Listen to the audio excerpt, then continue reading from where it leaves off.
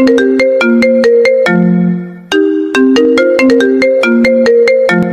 ছামড়া, তুই আমার গায়ের উপরে উঠলি কেন? আমি নিচে তাকিয়ে দেখি হলুদ ড্রেস পরা অপরূপ সুন্দরী একটা মেয়ে। আমি মেয়েটার দিকে এক ধ্যানে তাকিয়ে আছি। ওই ছামড়া, একে তো আমার গায়ের উপর পড়েছিস, তার উপর এভাবে ড্যাপ ড্যাপ করে তাকিয়ে আছিস কেন? আগে আমাকে ওঠা। না না মানে মেয়েটার কথাই ঘোর কাটলো আমার। তারপর আমি তার গায়ের উপর থেকে উঠলাম। কি না মানে করছিস? মেয়ে দেখলেই গায়ের উপর উঠতে ইচ্ছে করে, তাই না? আপনি ভুল করতেছেন, আমি ইচ্ছে করে আপনার গায়ের উপরে উঠিনি। তোদের মতো ছেলেদের আমার চেনা আছে। তোর ভাগ্য ভালো আমি একটু কাজে যাচ্ছি, তা না হলে তোর খবর ছিল। মেয়েটা দেখতে তো সুন্দর, তবে এরকম ঝালমরিচের মতো ব্যবহার করেন কেন? কি বললি? আমি ঝালমরিচ? মেয়েটাকে রাগালে তো ভালোই লাগে, তাহলে একটু রাগিয়ে দেখি। শুধু ঝালমরিচ না, একেবারে পেত্তির মতো ব্যবহার করেন। তাছাড়া মুখে মনে হয় আধা কেজি ময়দা মেখেছেন। এবার তো মেয়েটা তেলে বেগুনে চলে উঠল। কি বললি তুই? আমি পেতনি? আবার আমি ময়দা মাখি? আজকে তোর একদিন কি আমার যে কয়দিন লাগে।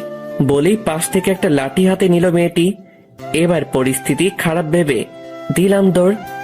কিরে, পালাচ্ছিস কেন? দাঁড়া। এটা বলেই তার কাজে চলে গেল, না শুনে চলে আসলাম। আরে কি হয়েছে, আপনারা বুঝেননি তো? আসলে আমি আমার নানা বাড়ি গিয়েছিলাম 15 দিনের জন্য। সেই সময় আমাদের বাসা পাল্টানো হয়েছে, তাই আমি বাসা চিনি না। আমি বাসে করে এসেছিলাম, তাই বাবা আমাকে বাস স্ট্যান্ডে দাঁড়াতে বলেছিল। তাই আমি একটা দোকানে চা খেতে যাচ্ছিলাম, তখনই একটা কুকুরের লেজে পা দিয়ে ফেলি, আর কুকুরটি ঘেউ ঘেউ করে আমার দিকে আসতেছিল। এটা দেখে আমার প্রাণ যায় যায়, তাই দিলাম দৌড়। তারপর দৌড় দিয়ে কখন যে কার সাথে ধাক্কা খেয়ে তার উপর পড়লাম খেয়ালই করিনি। তারপরের টুকু তো আপনারা জানেনি। তখনই বাবার ফোন। কিরে তুই কোথায়? আমি এসে দাঁড়িয়ে আছি। আমি একটু সামনে এসেছি, আপনি দাঁড়ান, আমি আসছি। ওকে তাড়াতাড়ি আয়। তারপর হেঁটে বাবার কাছে গেলাম। এদিকে কোথায় গিয়েছিলি? আরে একটা কুকুর দৌড়ানি দিছে, আপনি তো জানেনই আমি কুকুর ভয় পাই। তোর জ্বালায় কুকুরগুলো শান্তিতে থাকতে পারবে না, নিশ্চয়ই কিছু করেছিস। বাবা! আচ্ছা বুঝেছি, এখন বাড়ি চল। তারপর দুজনে বাইক নিয়ে বাসার দিকে আসলাম। আসলে বাবা আমাকে বাইকটা গিফট করেছিল জন্মদিনে। বাবা, বাসাটা তো ভালোই হয়েছে। চল বাসায় যাই, আমাদের ফ্ল্যাট 2 তলাতে। আচ্ছা চলো। তারপর দুজনে বাসায় ঢুকলাম। আতিক বাবা, কেমন আছিস? আরে এই কয়দিন তো ফোনে কথাই হলো, তাহলে আবার এটা জিজ্ঞাসা করা লাগে? এসেই দুষ্টুমি শুরু করে দিয়েছিস। আচ্ছা রুমে যা, ফ্রেশ হয়ে খেতে আয়, তোর রুমটা আমিই সাজিয়ে দিয়েছি। ও, ভালোই করেছো, আমার আর কষ্ট করতে হবে না। তারপর আমি রুমে গিয়ে ফ্রেশ হয়ে খেতে এলাম। মা, ভাইয়া কোথায়? তোর ভাইয়া ওর বন্ধুর বিয়েতে গেছে, কালকেই চলে আসবে। আরে এখন খেতে দাও তো, প্রচুর ক্ষুধা লাগছে। তারপর আমি খেয়ে দিয়ে আমার রুমে গেলাম। ও, আপনাদের তো পরিচয় দিতেই ভুলে গেছি, আমি কাব্য আহসান আতিক। সবেমাত্র এইচএসসি দিয়েছি, আর রেজাল্টও ভালো হয়েছে, তাই ভার্সিটিতে অ্যাপ্লাই করেছি। এখন রেজাল্টের অপেক্ষায়। আমার বাবা একজন ব্যবসায়ী, আমরা 3 ভাই। বড় ভাই বিয়ে করেছে, তার একটা বাচ্চাও আছে, তবে তারা আমার পরিবার থেকে আলাদা থাকে। তাই আমি, মেজ ভাই এবং বাবা মা নিয়েই আমার পরিবার। যাই হোক, এখন গল্পে আসি। আমি রুমে গিয়ে দিলাম ঘুম। দুপুরে মায়ের ডাকে ঘুম ভাঙলো। কিরে আর কত ঘুমাবি? এবার ওঠ, গোসল কর, তারপর খেতে আয়। তারপর আমি উঠে গোসল করলাম। কিছুক্ষণ পর নিচে ডাক পড়লো। তারপর খেয়ে রুমে বসে কিছুক্ষণ ফেসবুকিং করে একটু বাইরে বের হলাম। তারপর কিছুক্ষণ ঘুরে বাসায় ফেরার সময় গেটের কাছে যেতেই দেখি সকালের মেয়েটা আমার সামনের রাস্তা দিয়ে হাঁটছে। মেয়েটা আমাকে দেখেই তেলে বেগুনে জ্বলে উঠলো। কিরে, তুই এখানে আমার পিছু নিয়ে এখানে চলে এসেছিস নাকি? আরে আপনি কি বলছেন? আমি আপনার পিছু নিতে যাব কেন? তাহলে এখানে কি করছিস? দাঁড়া, আজকে তোকে আমি। বলেই আমার দিকে তেড়ে আসলো মেয়েটা। আমি অবস্থা বেগতিক দেখে পাশের একটা দোকানের দিকে দৌড় দিলাম। কি হলো, দৌড়াচ্ছিস কেন? দাঁড়া। আপনার মতো রাক্ষসী শাকচুন্নি পেত্নির সাথে কথা বলার চেয়ে দৌড়ানি ভালো। কি বললি তুই? তোকে আরেকবার হাতের কাছে পেলে তোকে মেরেই ফেলবো। আপনি আমাকে পেলে তো মারবেন? আপনার মতো রাক্ষসী আমি আপনার সামনে আর আসবই না। বলেই দৌড় দিয়ে একটা চায়ের দোকানের সামনে গেলাম। বাবা, তোমার কিছু লাগবে? জি কাকা, আপাতত এক কাপ চা দিন। আচ্ছা বাবা, দিচ্ছি, তুমি বসো। তারপর কাকা চা বানিয়ে দিল। চাটা খেয়ে বিল দিয়ে বাসার দিকে গেলাম। আর ভাবতে লাগলাম, এই মেয়েটা এখানে কি করে? মনে হয় তো মেয়েটার বাসা আশেপাশেই। মেয়েটা যে পরিমাণ রাগী। তারপর আমি বাসায় পৌঁছালাম সন্ধ্যার পরে। এখন পড়াশোনা নেই, তাই গল্প পড়ছিলাম ফেসবুকে।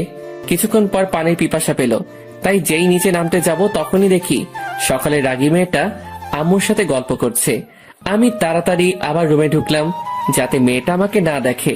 তারপর আরো কিছুক্ষণ পর দরজা খুলে বেরিয়ে দেখি মেয়েটা নেই।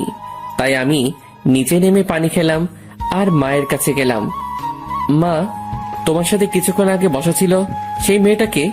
আরে ও হচ্ছে তোর বাড়িওয়ালা আঙ্কেলের মেয়ে, মাওয়া। কি? উনি বাড়িওয়ালা আঙ্কেলের মেয়ে? তো আমাদের বাসায় এসেছিল কেন? এসেছিল আমাদের দাওয়াত দিতে, আজকে ওদের বাসায় ডিনার করতে যেতে বলেছে। আমি তো ভয়ে শেষ। আমি তাদের বাড়ি গেলে আমাকে কাঁচা খেয়ে ফেলবে। মা, আমি যাব না তাদের বাসায়, তোমরা যাও। এটা কেমন কথা আতিক? ওরা তোর জন্যই আমাদেরকে দাওয়াত দিয়েছে, কারণ তারা তোর সাথে পরিচিত হওয়ার জন্য দাওয়াত দিয়েছে। তবুও মা, আমি যাব না। আমি কিছু জানি না, তোর যেতেই হবে। তারপর আমি টিভির সামনে বসলাম। কিছুক্ষণ পরই বাবা চলে আসলো। তারপর তিনি ফ্রেশ হলেন। ফ্রেশ হওয়ার পর বাবা মা আমাকে জোর করে নিয়ে গেল বাড়িওয়ালাদের বাসায়। বাসায় গিয়ে কলিং বেল বাজানোর পর একজন মহিলা দরজা খুলে দিলেন। বুঝে গেলাম এটাই বাড়িওয়ালা আন্টি। ও, আপনারা এসে গেছেন। আসুন আসুন, ভিতরে আসুন, আমরা আপনাদের জন্য অপেক্ষা করছিলাম। তারপর আমরা ভিতরে গেলাম। আন্টি আমাদের বসতে বললেন। তারপর আমরা সোফায় বসলাম। আতিক, এই হলো তোর বাড়িওয়ালা আন্টি। ও, আসসালামু আলাইকুম আন্টি। ওয়ালাইকুম আসসালাম। বাবা, তুমি তাহলে আতিক? জি আন্টি, আমি আতিক। তারপর আঙ্কেল আসলো, তার সাথেও পরিচিত হলাম। তাদের সাথে বসে আড্ডা দিচ্ছিলাম। তখনই মামা আসলো। সে আমাকে খেয়াল করেনি। এ কি আন্টি, আমাকে ছাড়াই আড্ডা দিচ্ছ? না মা, আমি তোমাকেই খুঁজছিলাম। তাই? মা দাঁড়া, আগে তোকে আমার ছেলে আতিকের সাথে পরিচয় করিয়ে দেই। তারপর মামা এদিকে তাকিয়েই দেখে আমি নেই। কোথায় আন্টি তোমার ছেলে? এই তো এতক্ষণ এখানেই ছিল। তাহলে গেল কোথায়? দাঁড়া, ফোন করে দেখছি ও কোথায়। এদিকে আমি ছাদে চলে গেছি। মামাকে আসতে দেখে যেই রাগী মেয়ে কিনা বাবা মায়ের সামনে মারতে চাই, আমি হাঁটছিলাম। তখনই মায়ের কল আসলো। হ্যাঁ বলো। তোর কি কোনো কাণ্ডজ্ঞান নেই? তুই আমাদেরকে না বলে কোথায় গেছিস? মা, তোমরা আড্ডা দিচ্ছিলে, আমার ভালো লাগছিল না, তাই ছাদে ঘুরতে এসেছি। ও আচ্ছা, ঠিক আছে, তাইলে ছাদে থাক, ফোন দিলে চলে আসিস। তারপর ফোন কেটে দিলাম। ওইদিকে ও আতিক তাহলে ছাদে আছে। হুম তাহলে মাওয়া যা, ওর সাথে পরিচিত হয়ে আয়। আচ্ছা মা। বলেই ছাদের দিকে হাঁটা ধরলো মাওয়া। তারপর মাওয়া ছাদে পৌঁছালো। আমি অন্যদিকে ফিরেছিলাম। এই যে শুনছেন? জি, আমাকে বলছেন? এ কি, তুই এখানে কেন? তাহলে কোথায় থাকবো? এখানে তো আতিকের থাকার কথা ছিল। জি, আমি আতিক। তুই তাহলে আতিক? তাহলে এবার যাবি কোথায়? কেন? কেন মানে? রাস্তায় কি বলছিলি মনে নেই? যা সত্যি তাই তো বলেছি। বলেই দৌড় দিয়ে নিচে আন্টিদের বাসায় চলে আসলাম। আরে আরে, পালাচ্ছিস কেন? তোকে এখন পাবো না তো কি হইছে? তোকে পরে বোঝাবো তুই কাকে রাগাচ্ছিস। বলেই রাগে ফুঁসতে থাকে মামা। তারপরে সে নিজেও নিচের দিকে আসলো। এদিকে আমি নিচে তাদের কাছে যেতেই, একই বাবা, তুমি এসে পড়লে? জি আন্টি। তোর কাছে তো মাওয়া গেল, পরিচিত হয়েছিস তো? হ্যাঁ, হয়েছি। আচ্ছা, তাহলে ও কোথায়? এই তো মাওয়া এসে গেছে। তাহলে এখন খেতে চলো, কি বলেন ভাইজান? তাই ভালো হয়। তারপর খেতে বসলাম। বাবা আতিক, তুমি এবার কিসে পড়ো? জি আন্টি, আমি এইচএসসি দিয়ে এই ভার্সিটিতে চান্স পেয়েছি। কালকে ভর্তি হয়ে ক্লাস শুরু করব। ও, তাহলে তো তুমি মাওয়ার ছোট। ও তোমাদের ভার্সিটিতে অনার্স দ্বিতীয় বর্ষে পড়ে। সিনিয়র হলে সমস্যা কি? ক্লাস তো খেয়েছি। ও তাই? তাই? তারপর খাওয়া দাওয়া শেষ করে বাসায় এসে কিছুক্ষণ ফোন টিপে দিলাম ঘুম। সকালে ঘুম থেকে উঠে বাবাকে নিয়ে কলেজে গেলাম। কলেজে গিয়ে ভর্তি হয়ে বাবাকে বিদায় দিয়ে বন্ধুদের কাছে গেলাম।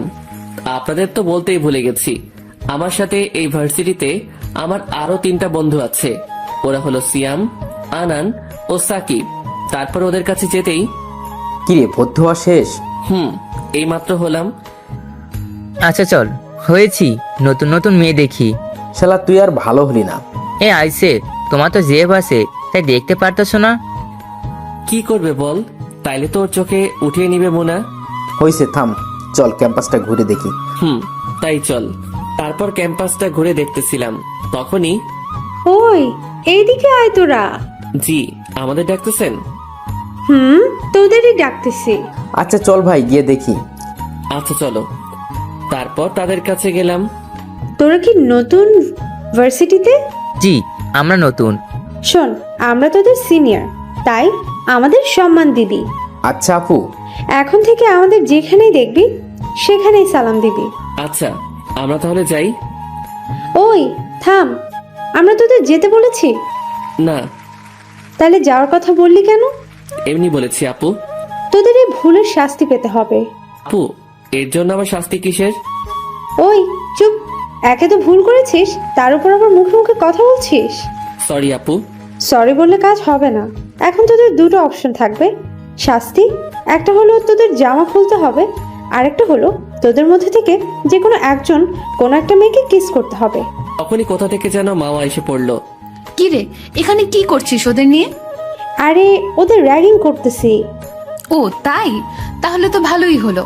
এদিকে আমাদের মধ্যে কথোপকথন। দোষ, এখন কি করবি? ভাই, কি করবি? শার্টটা খুলে তো মান ইজ্জত শেষ হয়ে যাবে। আমার মাথায় তো কিছু আসতেছে না। আতিক ভাই তুই কিছু একটা কর। আচ্ছা দাঁড়া, দেখতেছি। কি বিড়বিড় করতেছিস তোরা? যা করার তাড়াতাড়ি কর। এখনই আমি মামা আপুর সামনে গিয়ে একবার চোখ মেরেই তার মাথাটা ধরেই ঠোঁটের সাথে ঠোঁট লাগিয়ে দিলাম। এটা দেখে তো মামার বন্ধুরাও, আমার বন্ধুরা অবাক, এমনকি মামা নিজেও অবাক। তারপর তাকে ছেড়ে দিয়েই আপু আমাদের শাস্তি শেষ, আমরা যাই বলেই ওখান থেকে সবাই পালালাম। এই তোকেও কিস করলো, তুই ওকে কিছু বললি না কেন? সরি মামা, আসলে আমি ওদের শাস্তি দিয়েছিলাম, সেই শাস্তিটা যে তোর উপর যাবে বুঝতে পারিনি। ওর অবস্থা আমি খারাপ করে ছাড়বো। ওর কি করে সাহস হয় আমাকে কিস করার? আচ্ছা বাদ দে, একটু মাথা ঠান্ডা কর। আর ছেলেটার কিন্তু সাহস আছে বলতে হবে, ওকে বয়ফ্রেন্ড বানিয়ে নে। দেখ, এমনিতেই মাথা গরম আছে, আর গরম করিস না। চল ক্লাসে চল।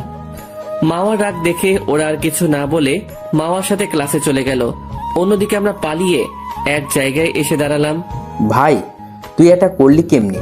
ওই সুন্দরী মেয়েটাকে কিস করলি? ভাই, আমাদের পরে যদি ওই মেয়েটা পায়, অবস্থা খারাপ করে দিব। শালা, তোদের নয় আমার অবস্থা খারাপ করবে, আর এটা তোদের ভাবি। মানে কি বলতে চাচ্ছিস বুঝিয়ে বল। ওকে আমার ভালো লাগে, আমার প্রথম ক্রাশ, আর ও আমাদের বাড়িওয়ালার মেয়ে। বলিস কি শালা, তোর চয়েস আছে বলতে হবে। ভাই দেখতেছি, কিন্তু বড় এবং মনে হয় প্রচুর রাগী। পাইলে আসার সময় দেখেছিলাম, চোখ দিয়ে মনে হয় আগুন বের হচ্ছে। আরে ভাই, যা হবে পরে দেখা যাবে, এখন ক্লাসে চল। এমনিতেই আজকে প্রথম ক্লাস। তাই চল।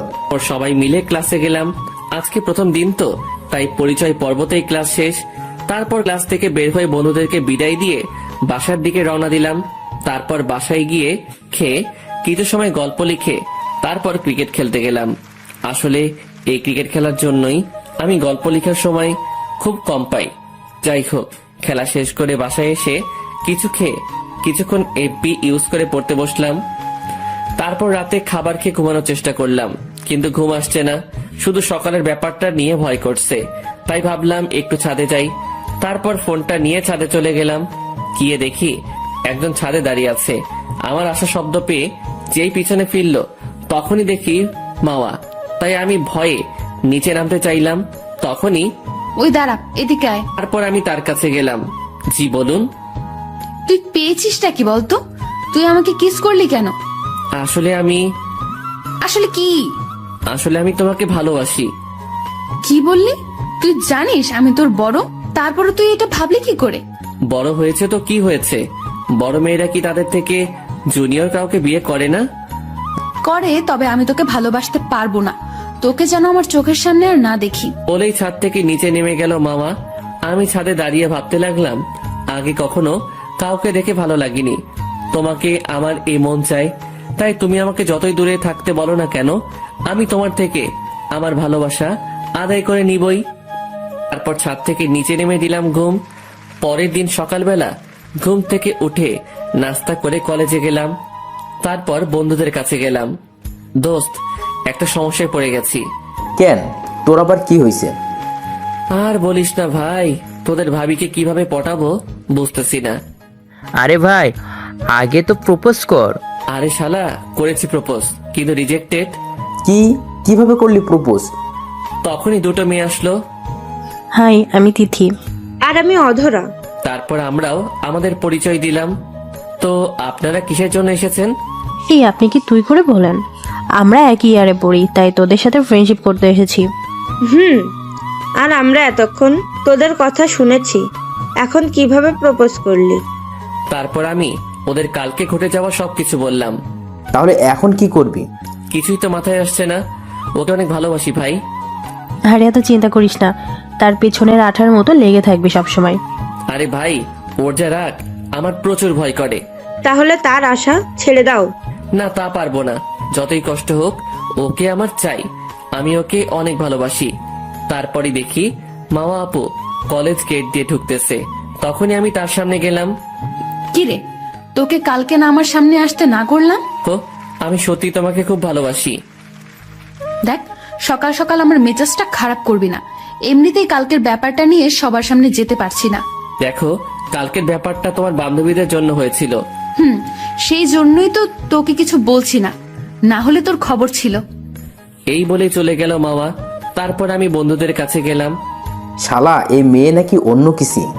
এই মেয়ে তোর বউ হলে তোর অবস্থা শেষ। আতিক, আচ্ছা বাদ দে ভাই, চল ক্লাসে যাই।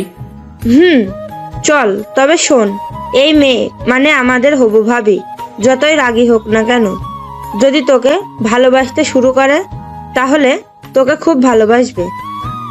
তাই ভাবির পিছু ছাড়িস না। তারপর ক্লাসে গিয়ে সব ক্লাস করে বের হলাম। দেখি আপুও বের হচ্ছে। আমি তার সামনে গেলাম। কিরে, আবার এসেছিস আমার সামনে? তোকে না আমার সামনে আসতে মানা করলাম? কি করব বলো, তোমাকে না দেখলে আমার ভালো লাগে না। দেখ, আমার সামনে একদম বেহায়াপনা করবি না। আচ্ছা, এখন বাইকে ওঠো, বাসায় যাই। তার দরকার নেই, আমি রিক্সা নিয়ে চলে যেতে পারবো। বলে একটা রিক্সা নিয়ে চলে গেল। তারপর আমিও তার পিছনে পিছনে বাইক নিয়ে বাসায় গেলাম। বাসায় গিয়ে খেয়ে দিলাম ঘুম। তারপর ঘুম থেকে উঠে দেখি ভাইয়া এসে পড়েছে। কি অবস্থা তোমার? শুনছি কার পিছনে নাকি ঘুরছো। মানে থাক, বলতে হবে না, আমি সব জানতে পেরেছি। তোমার কোনো হেল্প লাগলে বলো, আমি আছি কিন্তু। আচ্ছা ভাইয়া, তুমি জানলে কি করে? আরে আমার বন্ধুরা বলেছে। তবে তোমার পছন্দ আছে বলতে হবে, তবে একটু সাবধানে, যতই হোক আমাদের বাড়িওয়ালার মেয়ে। আচ্ছা ভাইয়া। আমাকে একটু হেল্প করো না। কি হেল্প করতে হবে? আমাকে একটু নানু বাড়ি পাঠানোর ব্যবস্থা কর। ও, এই ব্যাপার? এত ভালোবাসা থাকলে বিয়েই তো করে নিতে পারো। কিভাবে করব বল, মা বাবাকে কিভাবে বলবো? আচ্ছা, আগে তোমাকে নানু বাড়ি পাঠাই, তারপর সেখান থেকে আসার পর না হয় বিয়ের ব্যবস্থা করাবো। আচ্ছা ভাই, যা করার করিস, আগে নানু বাড়ি পাঠা আমাকে। আচ্ছা, দেখছি। ও, আপনারা তো কিছুই বোঝেননি। আসলে নানু বাড়ি আমার খালাতো বোনের বান্ধবীর সাথে ভাইয়া রিলেশন করে। তার নাম নিঝুম, তাই ভাইয়ার নানু বাড়ি যাওয়ার এত ইচ্ছে। যাই হোক, তারপর বাইরে গিয়ে হালকা কিছু নাস্তা করে বাসায় এসে পড়তে বসলাম। কিছুক্ষণ পরে ছাদে গেলাম। তারপর মোবাইলে একটা গান শুনতে লাগলাম। কিছুক্ষণ পর মামা এলো। কিরে, ছাদে কি করিস? তোকে যেন আর ছাদে না দেখি। কেন, ছাদে আসলে প্রবলেম কি? তোকে আসতে মানা করেছি তো, আসবি না। আমি আসবই তোমাকে দেখতে ছাদে, দেখি তুমি কত দাঁড়াতে পারো। এখন নিচে যা, আমাকে এখানে বসে শান্তিতে পড়তে দে। আচ্ছা ঠিক আছে, তোমার পড়ায় বিরক্ত করতে চাই না, তাই চলে গেলাম। তারপর নিচে চলে আসলাম।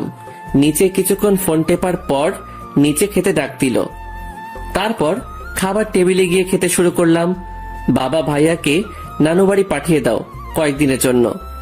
কেন, কি হয়েছে? আসলে বাবা, আমি কতদিন নানু বাড়ি বেরিয়ে এসেছি, কিন্তু ভাইয়া যেতে পারিনি, তাই ভাইয়া রাগ করেছে।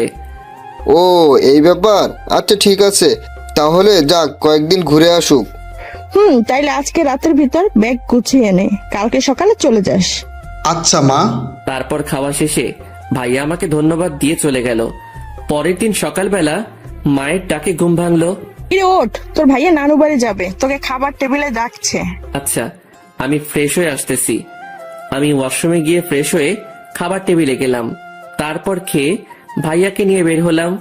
এটা আমাদের দুই ভাইয়ের মধ্যে একটি কাজ। আমি কোথাও গেলে সে দিয়ে আসবে, সে কোথাও গেলে আমি দিয়ে আসবো। কথা বলতে বলতে বাস স্ট্যান্ডে পৌঁছে গেলাম। তারপর বাইক থেকে নামলাম। শোন, কোনো সমস্যা হলে জানাবি।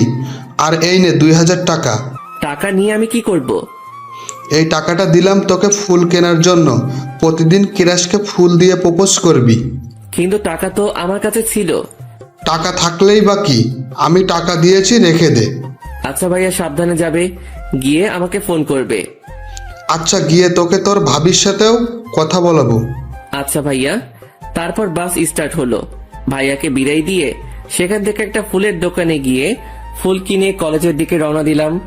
তারপর কলেজে পৌঁছানো মাত্রই দেখি আপুও কলেজে প্রবেশ করতেছে। আমি তার সামনে গেলাম। I love you. তুই আবার এসেছিস? তোকে বললাম তো আমি তোকে ভালোবাসি না। এই কথা তোকে কতবার বলতে হবে? কিন্তু আমি তোমাকে ভালোবাসি। আর যেন তোকে আমার পেছনে না দেখি। বলেই চলে গেল মামা। তারপর ওখান থেকে বন্ধুদের কাছে গেলাম। শালা আজকে থাপ্পড় খেলি? তো কি হয়েছে, ওকে তো আমি ভালোবাসি, তাই এই থাপ্পড় কিছু না। আচ্ছা ভাই, যা ভালো বুঝোস। হুম। ভাই তুই চিন্তা করিস না, আরো কষ্ট করতে হবে তোকে সাকসেস হতে হলে। আচ্ছা, এখন ক্লাসে চল। তারপর ক্লাস করে বের হলাম।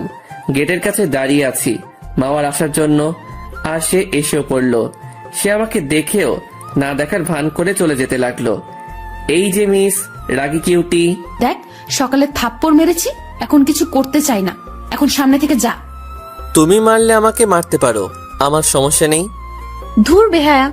বলেই সামনে থেকে চলে গেল মাওয়া। তারপর একটা রিক্সা ডেকে রিক্সায় উঠে বাসার দিকে গেল, আর আতিক বাইক নিয়ে তার পিছনে বাসার দিকে গেল। সে রিক্সা থেকে নেমে বাসায় প্রবেশ করলো, আর আতিক বাইক পার্ক করে বাসায় গেল। তারপর বিকেলবেলা বাসা থেকে বের হওয়ার সময় বাড়িওয়ালা আঙ্কেলের সাথে দেখা হলো আতিকের। কি বাবা, কেমন আছো? জি আঙ্কেল, ভালো। আপনি কেমন আছেন? আমি ভালো আছি। তা বাবা, পড়ালেখা কেমন চলছে? জি আঙ্কেল, ভালোই। ও আচ্ছা বাবা, আমার মেয়েটাকে দেখে রেখো, ও তো তোমাদের ভার্সিটিতেই পড়ে। আচ্ছা আঙ্কেল, এটা তো এমনিতেই রাখবো। আচ্ছা, যাও তাহলে। আচ্ছা আঙ্কেল। তারপর সেখান থেকে চলে গেল খেলতে। তারপর খেলাধুলা করে বন্ধুরা মিলে কিছুক্ষণ আড্ডা দিয়ে সন্ধ্যায় নাস্তা করে বাসায় আসলো আতিক। তারপর পড়তে বসলো। পড়তে গিয়ে মনে পড়লো এ সময় মা ছাদে থাকে, এখন একটু দেখে আসি। তারপর ফোনটা হাতে নিয়ে ছাদে গেল আতিক।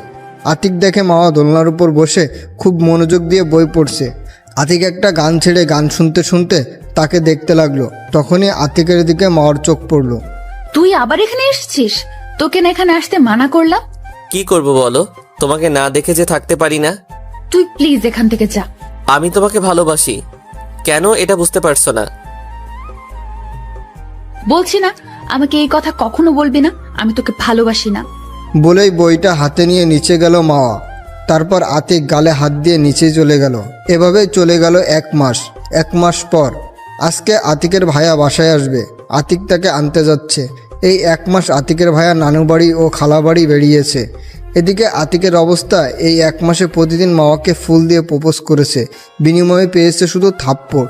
তবুও থামেনি। প্রতিদিন সকালে কলেজে ছুটির পরে, আবার রাতে ছাদেও প্রতিদিন আতিকই অপমান করে থাপ্পড় মেরেছে। যাই হোক, অবশেষে আতিক বাস স্ট্যান্ডে এসে পড়লো। আতিক কিছুক্ষণের মধ্যে আতিকের ভাইয়াও এসে পড়েছে। বাস থেকে নেমে আতিককে জড়িয়ে ধরলো।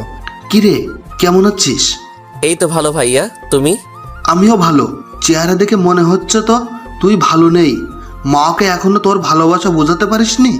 ভাইয়া, অনেকভাবে চেষ্টা করেছি, কিন্তু আমার ভালোবাসা ও একটু বুঝতে চায় না। চিন্তা করিস না ভাই, সব ঠিক হয়ে যাবে। তাই যেন হয়। তারপর আতিক ওর ভাইকে বিশ্রাম নিতে বলে আতিক কলেজে চলে গেল। আতিককে দেখেই ওর বন্ধুরা আতিকের কাছে আসলো। শোন, তুই আজকে ভাবিকে প্রপোজ করবি না। কেন? শালার কত থাপ্পড় খাবি এভাবে, তোর আর ভালোবাসা বুঝনো লাগবে না। ভাই, আমি ওকে প্রচুর ভালোবাসি, এটা তোরা জানিস, তাহলে তোরা কেন আমাকে বাধা দিচ্ছিস? দেখ ভাই, যে মেয়েটা এত দিনেও তোর ভালোবাসাটা বুঝলো না, তাকে আর ভালোবাসার প্রয়োজন নেই। ভাই তোরা যাই বলিস, আমি ওর পিছু ছাড়বো না। আরে ভাই তোরা থাম। আতিক, তুই আরেকটু চেষ্টা করে দেখ কি হয়।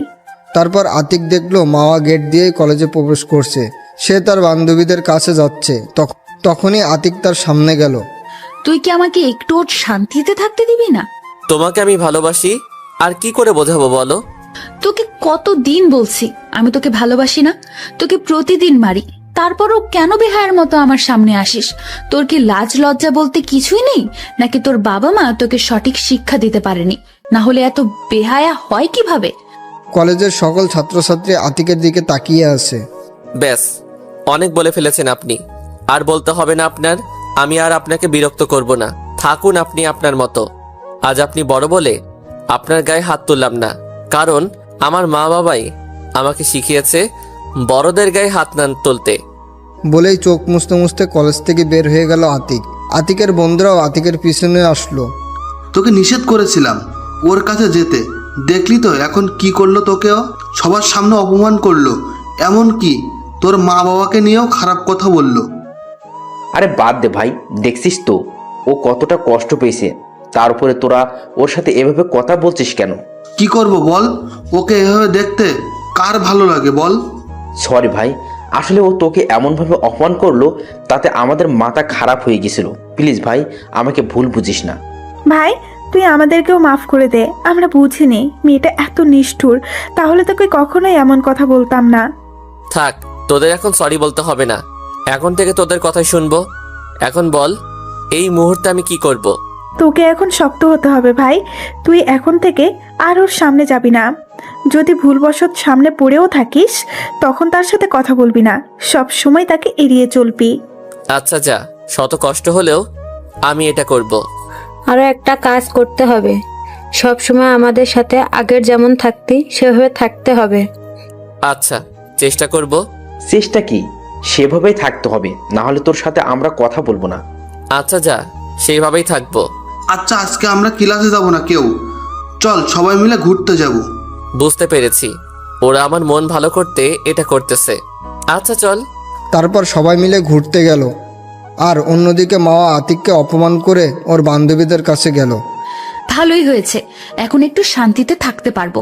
তুই ওকে এভাবে অপমান করলি কেন? তোকে ছেলেটা কত ভালোবাসতো।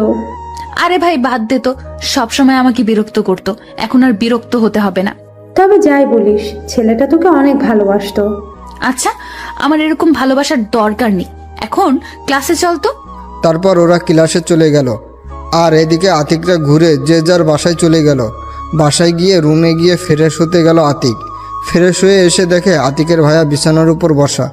আতিককে আসতে দেখে আতিকের ভাইয়া আতিককে নিয়ে তার পাশে বসালো। ভাই কষ্ট পাস না, আমি সব জেনেছি। শোন, একটা কথা বলার ছিল, অবশ্য তোর এই সময় বলা উচিত না, তবুও বলছি, কারণ তুই ছাড়া আমাকে কেউ হেল্প করতে পারবে না। আরে সমস্যা নেই, বলো কি বলবে। আসলে নিজুমের বাসা থেকে ওকে বিয়ের জন্য চাপ দিচ্ছে, তাই তুই যদি একটু হেল্প করিস। আরে এই ব্যাপার আগে বলবে না? আচ্ছা, আমি আজকে বাবা মায়ের কথা বলবো। আচ্ছা, একটু এদিকটা সামলে নিস। আচ্ছা। আর একদম মন খারাপ করে থাকবি না। না ভাইয়া, তুমি চিন্তা করো না, আমি ঠিক আছি। আচ্ছা। বলে রুম থেকে চলে গেল আতিকের ভাই। তারপর আতিক বিছানায় বসে ভাবতে লাগলো, আতিক কি পারবে মাওয়াকে না ভালোবেসে থাকতে?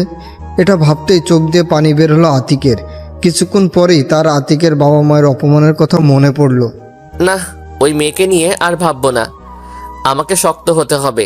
কিছুক্ষণ পর খেতে ডাকলো। খেতে ইচ্ছে করছিল না, তবুও গেল আতিক, কারণ আতিকের ভাইয়ের কথাটা তো বলতে হবে। গিয়ে খাবার টেবিলে বসলো আতিক।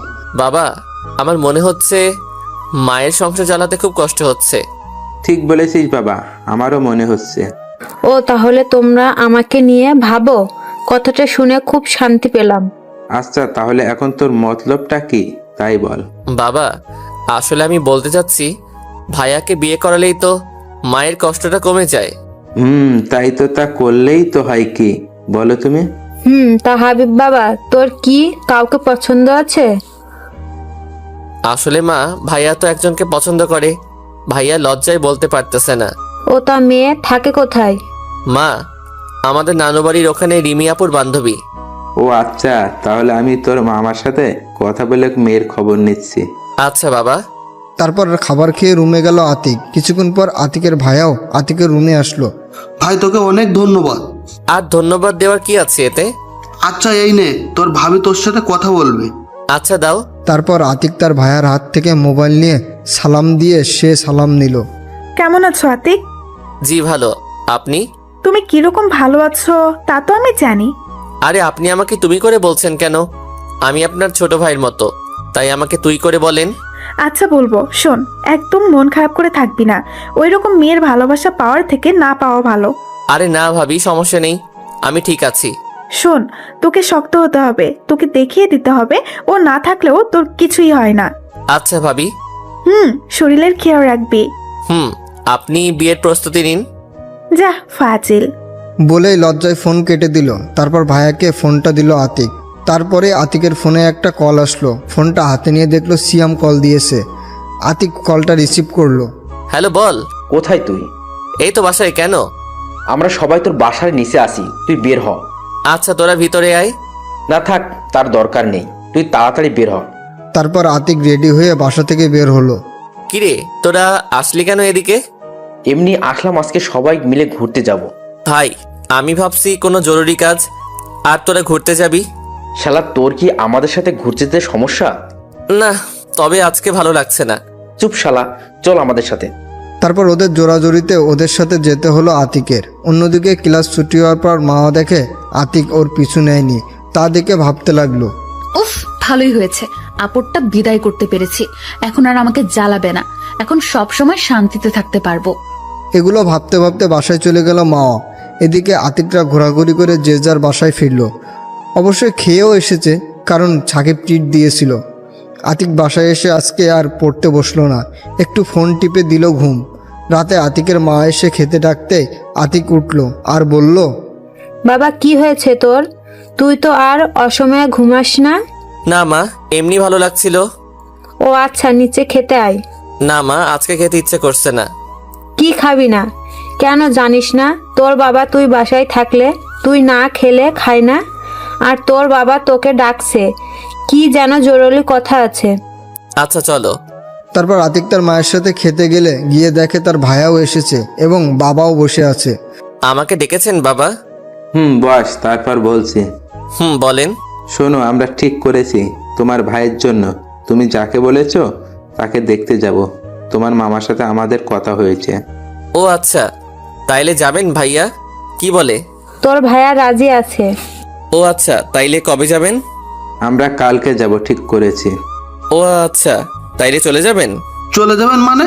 কেন, তুই যাবি না? ভাইয়া তুমি তো জানো আমার এইসব অনুষ্ঠান ভালো লাগে না। তোর যেতে হবে, না হলে আমি যাব না। তারপর অনেক জোরাজোরিতে রাজি হয়ে গেল আতিক।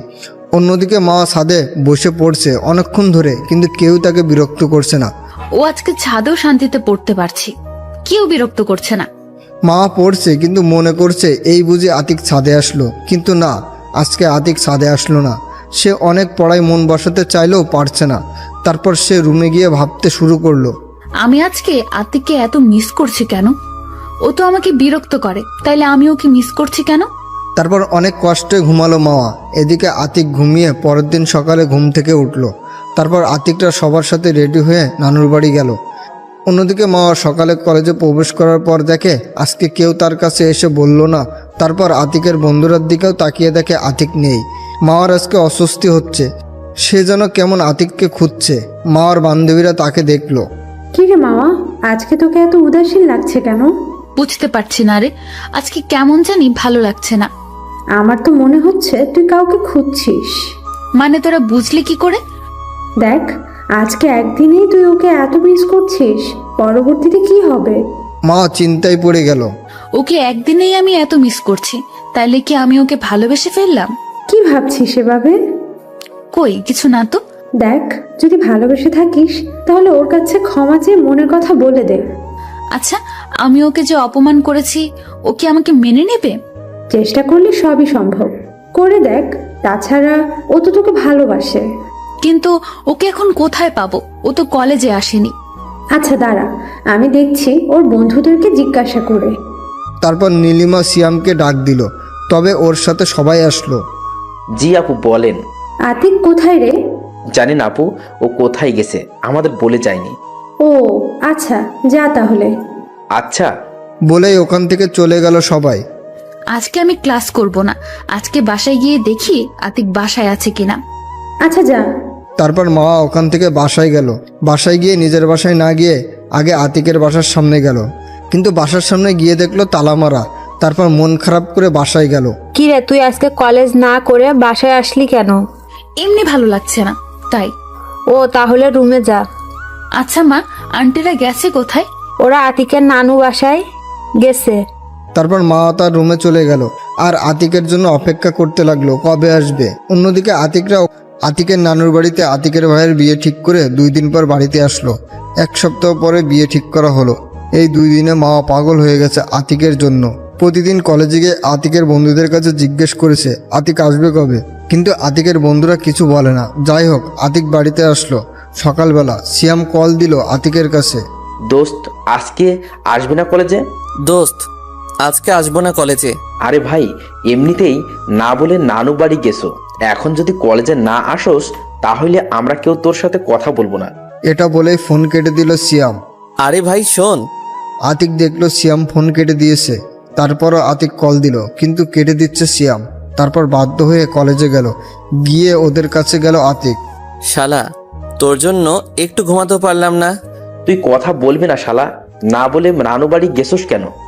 আরে ভাই, রাগ করস কেন?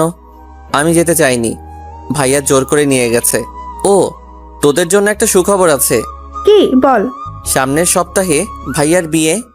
ও তাই ভালো হয়েছে, সবাই মিলে মজা করতে পারবো। আচ্ছা, তোদের সবাইকে দাওয়াত, এবং তোরা কিন্তু সবাই আমার সাথে হেল্প করবি। আচ্ছা করব, যা। তবে তোকে একটা কথা বলার ছিল। বল, কি বলবি? আমার মনে হয় মাওয়া আপু তোকে ভালোবাসতে শুরু করেছে। আরে ভাই, বাদ দে তো এসব। দোস্ত তুই বোঝার চেষ্টা কর, তুই এখান থেকে যাওয়ার পর প্রতিদিন মাওয়া আপু এসে তোর খবর জিজ্ঞেস করতো, কিন্তু আমরা বলিনি। শোন ভাই, তোরাই তো আমাকে ওর থেকে দূরে দূরে থাকতে বলেছিস। তুই তাই করবি, ওকে পাত্তা দিবি না, তোকে অনেক কষ্ট দিয়েছে। ভাই, ওকে বুঝিয়ে দিবি ভালোবাসার মানুষকে কষ্ট দিলে কেমন লাগে। তবে শোন, যাই করবি সাবধানে করবি, ভেবেচিন্তে করবি। আচ্ছা ভাই, ওই দেখ মাওয়া আপু আসছে। আতিক পিছনে তাকিয়ে দেখলো সত্যি মাওয়া আসছে কলেজে। আতিক একবার তাকিয়ে চোখ সরিয়ে নিল। আরে ভাই আসুক, আসলে আমাদের কি, আমরা আমাদের মতো থাকবো। ওকে। অন্যদিকে মাওয়া কলেজে প্রবেশ করে ওর বান্ধবীদের কাছে গেল। মামা, তোর জুনিয়র রোমিও এসেছে কলেজে। কি বলছিস, সত্যি এসেছে? ওই যে ওর বন্ধুদের দিকে তাকিয়ে দেখ। মাওয়া পিছনে তাকিয়ে দেখে আতিক তার বন্ধুদের সাথে কথা বলছে। দোস্ত, এখন কিভাবে ওর সামনে যাব? ও কি আমাকে ক্ষমা করবে? তুই আতিককে তোর ভালোবাসা বোঝানোর চেষ্টা করবি ঠিক মতো। ও যদি আমাকে ফিরিয়ে দেয়? ফিরিয়ে দিলেও তুই ছাড়বি না ওকে, ওর পিছনে লেগে থাকবি। আচ্ছা যাচ্ছি তাহলে। তারপর মাওয়া আতিকের দিকে আসছিল, তখনই ক্লাসের বেল বাজলো। আতিক ক্লাসের দিকে হাঁটা ধরলো। মাওয়া আতিককে ডাক দিচ্ছিল, কিন্তু আতিক না শোনার ভান করে ক্লাসে ঢুকে গেল। তারপর মাওয়ার বান্ধবীরা ওর কাছে আসলো। যা, একটুর জন্য ধরতে পারলাম না। থাক, ছুটির পর ধরবি। তাই করতে হবে। এখন ক্লাসে যাই। চল। তারপর ওরা ক্লাসে চলে গেল। এদিকে আতিক ক্লাসে গেল, স্যার এখনো আসেনি। দোস্ত, তোকে তো আপু ডাকছিল, সাড়া দিল না কেন?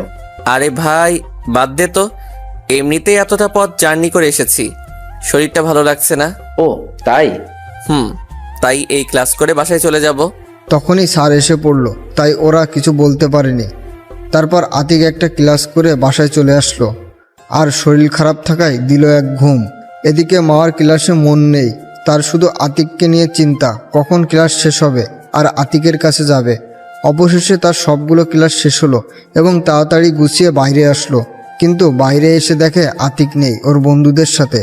তারপর সিয়ামকে ডাক দিল। ওই সিয়াম, এদিকে আসো। জি আপু বলেন। এ কি, তুমি আমাকে আপু বলছো কেন? তোমরা তো সবাই আমাকে ভাবি বলে ডাকতে। জি আপু, আগে ডাকতাম, কিন্তু এখন আর ডাকবো না, কারণ যার জন্য ভাবি ডাকতাম সে ডাকতে মানা করছে।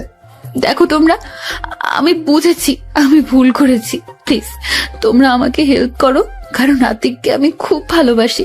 দেখেন আপু, এখন কেঁদে লাভ কি? আর আতিক এখন অনেক পাল্টে গেছে। আমরা ওকে আপনার কথা বললে আমাদের সাথে বন্ধুত্বই নষ্ট করে দেয়। কেন উপায় নেই ওকে আগের মতো করার? উপায় থাকবে না কেন? উপায় তো আছেই, তবে সেটা আপনাকেই করতে হবে। কিভাবে করবেন সেটা আমরা জানি না। প্লিজ তোমরা আমাকে হেল্প করো। সরি আপু, আপনি আমাদের বন্ধুটার সাথে যা করছেন এতে আপনাকে হেল্প করা আমাদের দ্বারা পসিবল হবে না। এই তোরা চল। চল। তারপর ওরা চলে গেল। মাওয়া আর কিছু বলতে পারলো না, কেঁদে দিল। তখনই ওর বান্ধবীরা আসলো। আরে কাঁদছিস কেন? এতটুকুইতে ভেঙে পড়লে চলবে না। তোকে ভালোভাবে আতিকের মন জয় করার চেষ্টা করতে হবে। কিন্তু কিভাবে? তুই চেষ্টা করলেই পারবি। এখন চল বাসায় যাওয়া যাক। তারপর মাওয়া ওর বান্ধবীদের বিদায় দিয়ে বাসায় চলে গেল। বাসায় গিয়ে দেখে আন্টি বসে আছে। ও তুই এসে গেছিস, যা ফ্রেশ হয়ে আয়, খেতে দিচ্ছি। মা আমি পরে খাবো, আগে আন্টির সাথে দেখা করে আসি। বলেই দৌড়ে চলে গেল। মাওয়ার মা মাওয়াকে ডাকলো। আরে শোন পাগল মেয়ে, শুনেই চলে গেল মাওয়া। মাওয়া আতিকদের বাসার সামনে এসে কলিং বেল বাজাতে আতিকের মা দরজা খুলে দিল। আরে মাওয়া আয়, ভেতরে আয়। তুমি না বললেও আসবো। আমি না বললেও আসবি মানে? বাদ দাও, আগে বলো তোমরা আমাকে না জানিয়ে বেড়াতে গিয়েছিলে কেন? গিয়েছিলাম তো, তাতে তোর কি? আমারই তো, সব বাদ দাও। এখন বলো আতিক কোথায়? আতিক তোর রুমে আছে। কেন, কি হয়েছে? কিছু না, আসলে আতিকের কাছে আমার একটা বই আছে, সেটা নিতে এসেছি। ও আচ্ছা, তাহলে আমি ওকে ডেকে দিচ্ছি। না, তা ডাকতে হবে না, আমি ওর রুমে গিয়ে বইটা নিয়ে আসছি। আচ্ছা যা। তারপর মাওয়া আতিকের রুমে আসলো। দরজাটা খোলাই ছিল। দেখে আতিক ঘুমাচ্ছিল, তাই আতিকের উপর শুয়ে পড়লো। এদিকে আতিক ঘুমাচ্ছিল, তখনই মনে হলো কিছু একটা ভারী জিনিস আতিকের বুকে রাখা।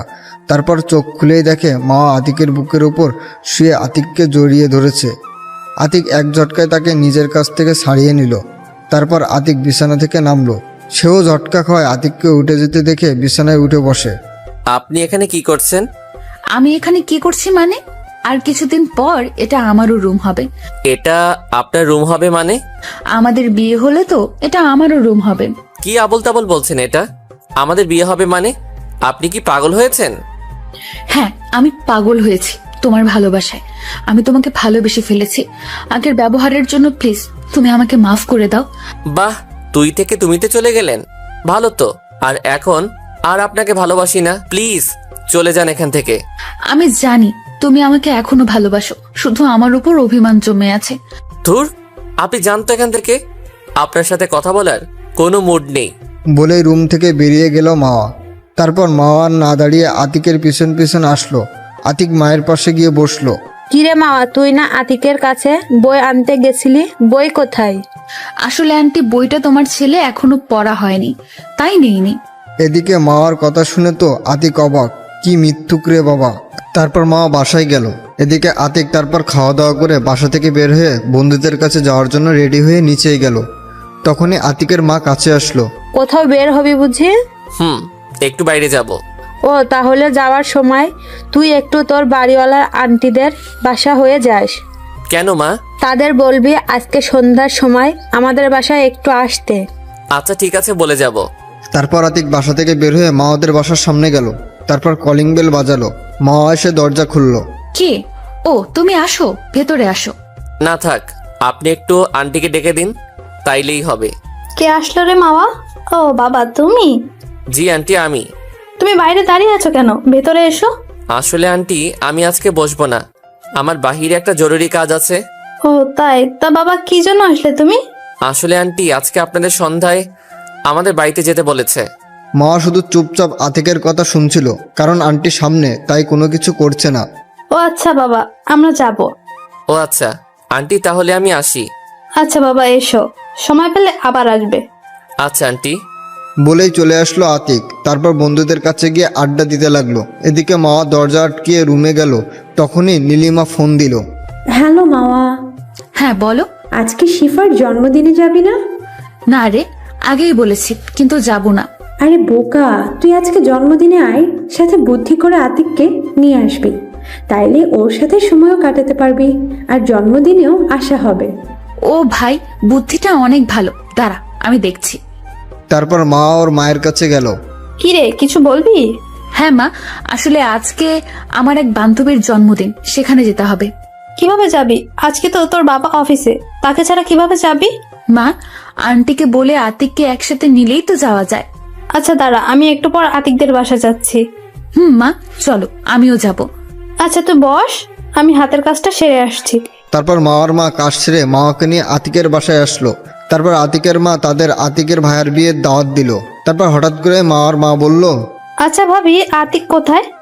ও একটু বাইরে গেছে, ওকে খুঁজছেন কিসের জন্য?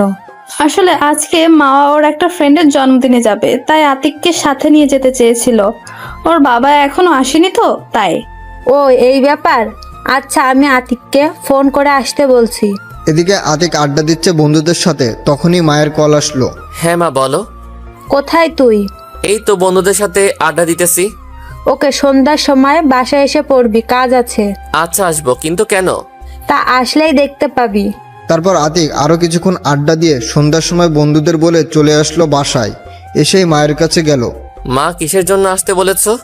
রুমে গিয়ে রেডি হয়ে আয়, একটা জন্মদিনের অনুষ্ঠানে যেতে হবে। আমাকে তো আগে বলনি, আর তুমিও তো রেডি হওনি। আমি কি তোর সাথে যাব যে রেডি হব? তাহলে কে যাবে?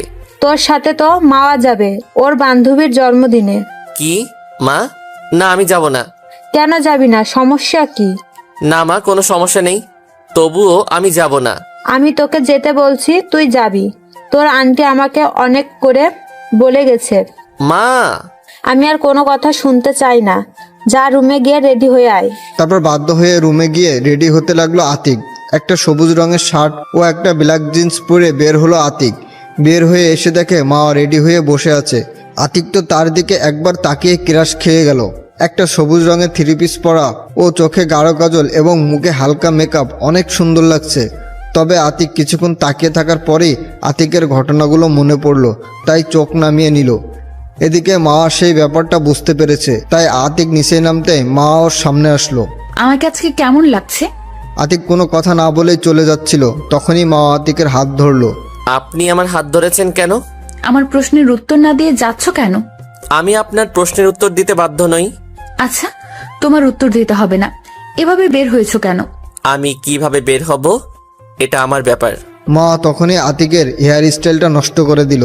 তোমার এভাবে যেতে হবে না, এভাবে গেলে তোর দিকে মেয়েরা তাকিয়ে থাকবে। আতিক কিছু বলতে যাবে, তার আগে আতিকের মা এসে পড়লো। কিরে আতিক, তোর চুল এভাবে কেন? যা চুল ঠিক করে আয়। না আম্মু, ও এভাবেই যাক। আতিক চুলে হাত দিয়ে চুল হালকা ঠিক করছিল, আর মার কথা শুনে আতিক তো অবাক, আর আতিকের মাও অবাক। আমাকে আম্মু বানিয়ে ফেললি কেন? তোমাকে আম্মু ডাকলে তোমার সমস্যা? আরে আমি বলছি কোনো সমস্যা আছে, তুই ডাকিস। আচ্ছা আন্টি, আমরা গেলাম। আচ্ছা যা, তবে সাবধানে যাবি।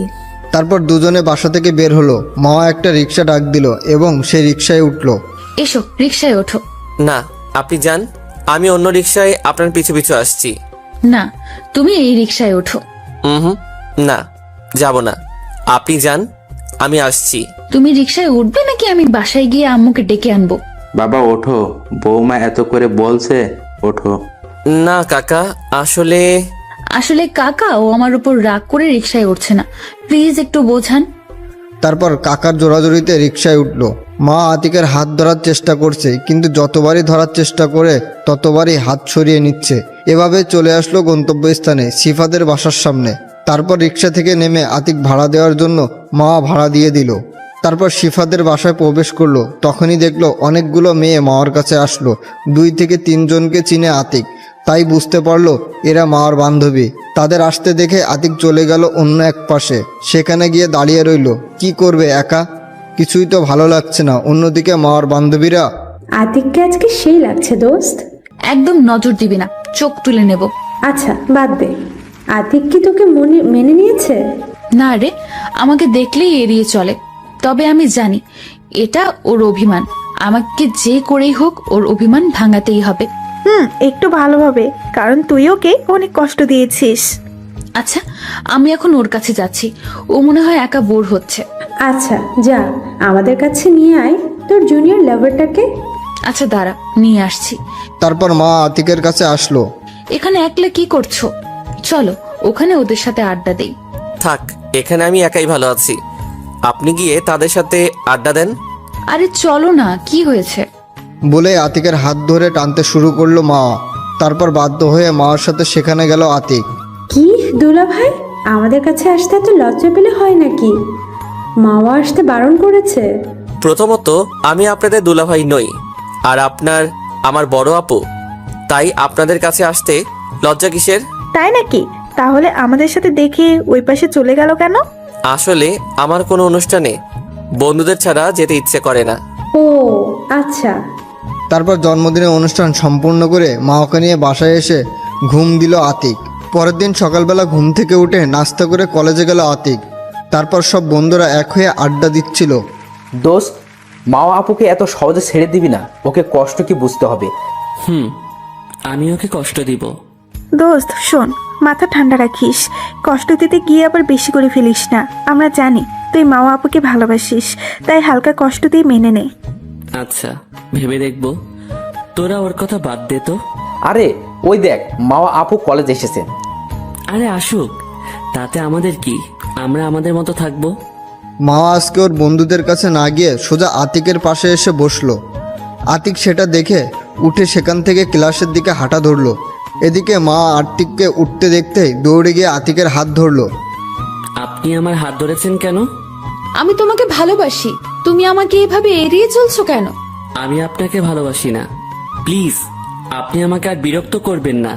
মা তখন আতিকের মাথাটা ধরে টান দিয়ে ঠোঁটের সাথে ঠোঁট মিশিয়ে দিল, যেটা দেখে আতিক থমকে গেল। আতিক ভাবতেও পারেনি মা কলেজের সবার সামনে এমনটা করবে। তবুও নিজেকে শক্ত করে তাকে ছাড়িয়ে নিয়ে ঠাস ঠাস করে 2টা থাপ্পড় দিল।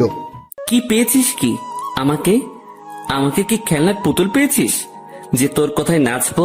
যখন তোকে ভালোবাসতাম তখন আমাকে প্রতিটা পদক্ষেপে অপমান করতি, এখন আমার কাছে আসলি কেন? দেখো, আমি আগে যা করেছি ভুল করেছি, আমি এখন তোমায় ভালোবাসি। তুমি মারলে আমাকে আরো মারতে পারো। আতিক আর কিছু না বলে চলে আসলো ক্লাসে। মা আর সেদিন ক্লাস না করে বাসায় চলে গেল। মাকে আসতে দেখে ওর মা ওর কাছে গেল। কি হয়েছে, এত তাড়াতাড়ি আসলি? আর তোকে এত বিষণ্ণ দেখাচ্ছে কেন? মা ওর মায়ের দিকে তাকালো। আন্টি তাকিয়ে দেখে মার চোখে পানি। এ কি মা, কাঁদছিস কেন? কি হয়েছে আমাকে বল মা। মা, আমি আতিককে ভালোবাসি, ওকে ছাড়া আমি বাঁচবো না মা।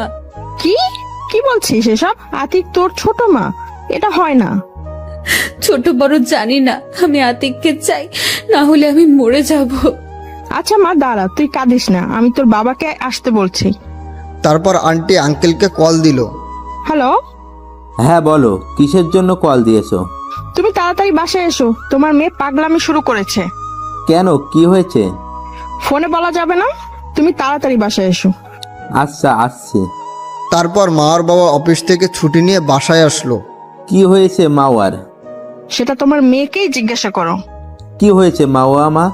তোর চোখ মুখ দেখে মনে হয় অনেক কেঁদেছিস। কি হয়েছে আমাকে খুলে বল। বাবা, আমি আতিককে ভালোবাসি, কিন্তু ও এখন আমাকে ভালোবাসে না। আমি ওকে ছাড়া বাঁচবো না বাবা। কি বলছিস এইসব? আর আতিক তো তোর ছোট। ছোট হলেও আমাকে ভালোবাসতো, কিন্তু আমি। তারপর আতিকের সাথে ঘটনা শুরু থেকে সব খুলে বলল মা। তাহলে এখন কি দোষ তো তোর? দোষ আমার, কিন্তু আমি এখন আতিককে সত্যি খুব ভালোবাসি। আমি আতিককে ছাড়া বাঁচবো না। এভাবে ভেঙে পড়িস না, আমি দেখছি কি করা যায়। চলো আমরা আতিককে বাসায় যাই। তারপর মার মা, বাবা ও মা আতিকের বাসায় আসলো। বাসায় এসে মার মাকে সব খুলে বলল। ও এই ব্যাপার, এটা তো আমি আগেই বুঝতে পেরেছিলাম যেদিন তুই আমার থেকে আম্মু ডাকার পারমিশন নিয়েছিলি। তাহলে এখন ছেলের বউ করে নাও। কেন রে, আমার ছেলেটা তোকে একেবারে পাগল করে ফেলেছে ওর প্রেমে? আচ্ছা যা, তোকে আমার ছেলের বউ করব। সত্যি? বলে খুশিতে জড়িয়ে ধরলো মা। আচ্ছা ভাবি, একটা কাজ করলে হয় না? আপনি আপনার 2 ছেলের বিয়ে একসাথে দিবেন। সেটা করলে তো আরো ভালো হয়, তবে এই বিয়েতে আতিককে একটা প্ল্যান করে রাজি করাতে হবে। কিন্তু কিভাবে? শোনেন। তারপর মা ও তার মাকে প্ল্যান বুঝিয়ে দিল। কিন্তু এটা করলে তো আতিক আমার প্রতি আরো রেগে যাবে। এই বিয়ের পর সব রাগ ভাঙানোর দায়িত্ব তোর, এখন তুই পারবি কিনা বল। তুমি যা বলবে তাই পারবো, শুধু আতিককে পেলেই হবে। তারপর মা এবং আন্টি বাসায় চলে গেল। এদিকে আতিক ক্লাস করে বাসায় আসলো। বাসায় এসে দেখতে পায় মা বাবা দুইজনই কি যেন কথা বলছে। আতিককে দেখেই থেমে গেল। তোর এই কাজটা করতে লজ্জা করলো না? ছি, তুই এত খারাপ? এ কি বাবা, আমি কি করেছি? তোমরা আমার সাথে এভাবে কথা বলছো কেন? কি করব মানে? তুমি কি জানো না মামা তোমার বাচ্চার মা হতে চলেছে? কি এসব যাতা বলছো মা? আমি এসব কিছুই করিনি। চুপ বিয়াদব, অপরাধ করে আবার মিথ্যা বলা হচ্ছে। বাবা বিশ্বাস করো, আমি কিছু করিনি। চুপ, কোনো কথা বলবি না। সামনের সপ্তাহে তোর ভাইয়ের সাথে বিয়ে। বাবা, আমি এ বিয়ে করতে পারবো না। কি? বাবা প্লিজ বিশ্বাস করো, আমি কিছু করি নাই। আমরা তোমার এত কথা শুনতে চাই না। তুই যদি এই বিয়ে না করিস তাহলে আমাদের মান সম্মান কিছু থাকবে না। আমাদের গলায় দড়ি দিয়ে মরতে হবে। কি বলছো এসব তোমরা? ঠিকই বলছি। এখন তুই বিয়ে করবি কিনা বল। ওকে, আমাকে তোমরা বলির পাঠা করলে যাও, তোমাদের যা ইচ্ছা করো, আমি কিছু বলবো না। বলে রুমে চলে গেল আতিক। চলে যাওয়ার পর আতিকের বাবা ও মায়ের মধ্যে কথোপকথন। আমরা কাজটা কি ঠিক করছি? আরে তুমি চিন্তা করো না তো, ওর মাওয়ার উপর একটু অভিমান আছে, ভেঙে গেলেই শেষ। তুমি যতটা সহজভাবে বলছো ততটা সহজ না। আমরা ছেলেটার মন ভেঙে দিয়েছি মনে হয় না। এরপর আমাদের সাথে ঠিকভাবে কথা বলবে। একটু চিন্তার বিষয়। তবে আগে বিয়েটা হোক, তারপর ভেবে দেখব। এদিকে আতিক রুমে গিয়ে ভাবছে, মেয়েটা পেয়েছি কি আমাকে? আমাকে কি খেলার পুতুল মনে করে? এসব ভাবতে ভাবতে বিকেল হয়ে গেল। দুপুরে খায়নি আতিক। খেতে ডেকেছিল আতিকের মা। তারপর কে যেন দরজায় নক করলো। আতিক, দরজাটা খুলতো। তারপর গিয়ে দরজা খুলে দিল আতিক। কি শুনছিস সব? তোরও বিয়ে হবে নাকি আমার বিয়ের সাথে? মা বাবা তো বললো। কি হয়েছে আমাকে খুলে বলতো। তারপর আতিক তার ভাইয়াকে বলল, বাবা মা কি বলছে সবকিছু। তোমার মনে হয় কি আমি এসব কিছু করেছি? আমি জানি তুই এসব কিছু করিসনি। তখনই আতিকের ভাইয়ার ফোনে কল আসলো। আমি আসছি, তোর ভাবি ফোন দিয়েছে, এই ব্যাপারে ওর থেকে একটু পরামর্শ নেই। যাও। তারপর আতিক রুম থেকে বেরিয়ে বাইরে চলে আসলো। বাইরে এসে সবাইকে ফোন করে বের হতে বলে। চলে গেল আড্ডাখানায়। গিয়ে দেখে আনন্দ দাঁড়িয়ে আছে, আর ওরা দুজন বাইক থেকে নামলো, আর সবাই বসলো সবাই আড্ডা দিতে। আতিক, তোর মুখটা আজকে এত শুকনো শুকনো লাগছে কেন? এমনি। কি হয়েছে প্লিজ আমাদের খুলে বল। শুনো, তাহলে সব বললাম। তার মানে তুই দুপুরে কিছুই খাসনি? চল খেতে চল। এখন দরকার নেই। শালা উঠ, তুই খাবি আর খেতে খেতে কথা বলবো। তারপর সবাই একটা রেস্টুরেন্টে গেল, খাবার অর্ডার করে বসলো। দোস্ত, আমি বাসায় খাবার খাবো না। 1 মাস কিছু একটা ব্যবস্থা করতে হবে। আরে সমস্যা নেই, আমার যে ফান্ডে টাকা রাখছিলাম সেটা দিয়ে আমরা 4 জন 1 মাস বাইরে খাবো। সেটা করলেই তো হয়। ভাই, ওইটা দিয়ে দূরে কোথাও ঘুরতে যেতে চেয়েছিলাম। শালা ঘোরাঘুরি পরে, আগে সমস্যা সমাধান করতে হবে। আচ্ছা, তোদের ইচ্ছা। দোস্ত, মামা আপুর ব্যবস্থা কি করবি? সেটা দেখতে থাকো। আপনারা কিসের টাকা বুঝেননি তো? এটা আতিকটা 4 বন্ধু মিলে টাকা রাখতো একসাথে সবাই মিলে দূরে ট্যুর করতে যাবে বলে, কিন্তু এখন সেই টাকাই খরচ করতে হচ্ছে। তারপর খেয়ে দিয়ে কিছুক্ষণ আড্ডা দিয়ে বাসায় গেল। বাসায় গিয়ে সোজা রুমে ঢুকলো। অবশ্যই মা জিজ্ঞেস করছিল কোথায় গিয়েছিল, কিন্তু আতিক কোনো উত্তর দেয়নি। এভাবে করতে করতে আতিকদের বিয়ে হয়ে গেল। ভাইয়া বাসর ঘরে ভাবের কাছে চলে গিয়েছে। আতিক এখনো মা বাবার সাথে কথা বলে না, খাবারও খায় না। বাবা মা আতিককে অনেক খেতে বলেছে, কিন্তু খায়নি। কোনো কথা বলতে এলেই এড়িয়ে চলেছে। আর মা প্রত্যেক দিন তো আসতো, কিন্তু আতিক কোনো কথা বলতো না। এগুলো ভাবছে, তখনই বাবা মা আতিকের সামনে আসলো। বাবা, মেয়েটা বাসর ঘরে একা বসে আছে, তুই যা এখন। আতিক কোনো কথা না বলে রুমে ঢুকলো। রুমে ঢুকে দেখতে পেল মা ঘোমটা দিয়ে বসে আছে। আতিক এসেছে টের পেয়ে বিছানা থেকে ওঠে, এসে সালাম করতে এলো। আতিক সরে গিয়ে ওয়াশরুমে চলে গেল। ওয়াশরুম থেকে বের হয়ে দেখে মা এখনো দাঁড়িয়ে আছে। সেটা দেখেও না দেখার ভান করে আতিক বিছানায় গিয়ে শুয়ে পড়ল।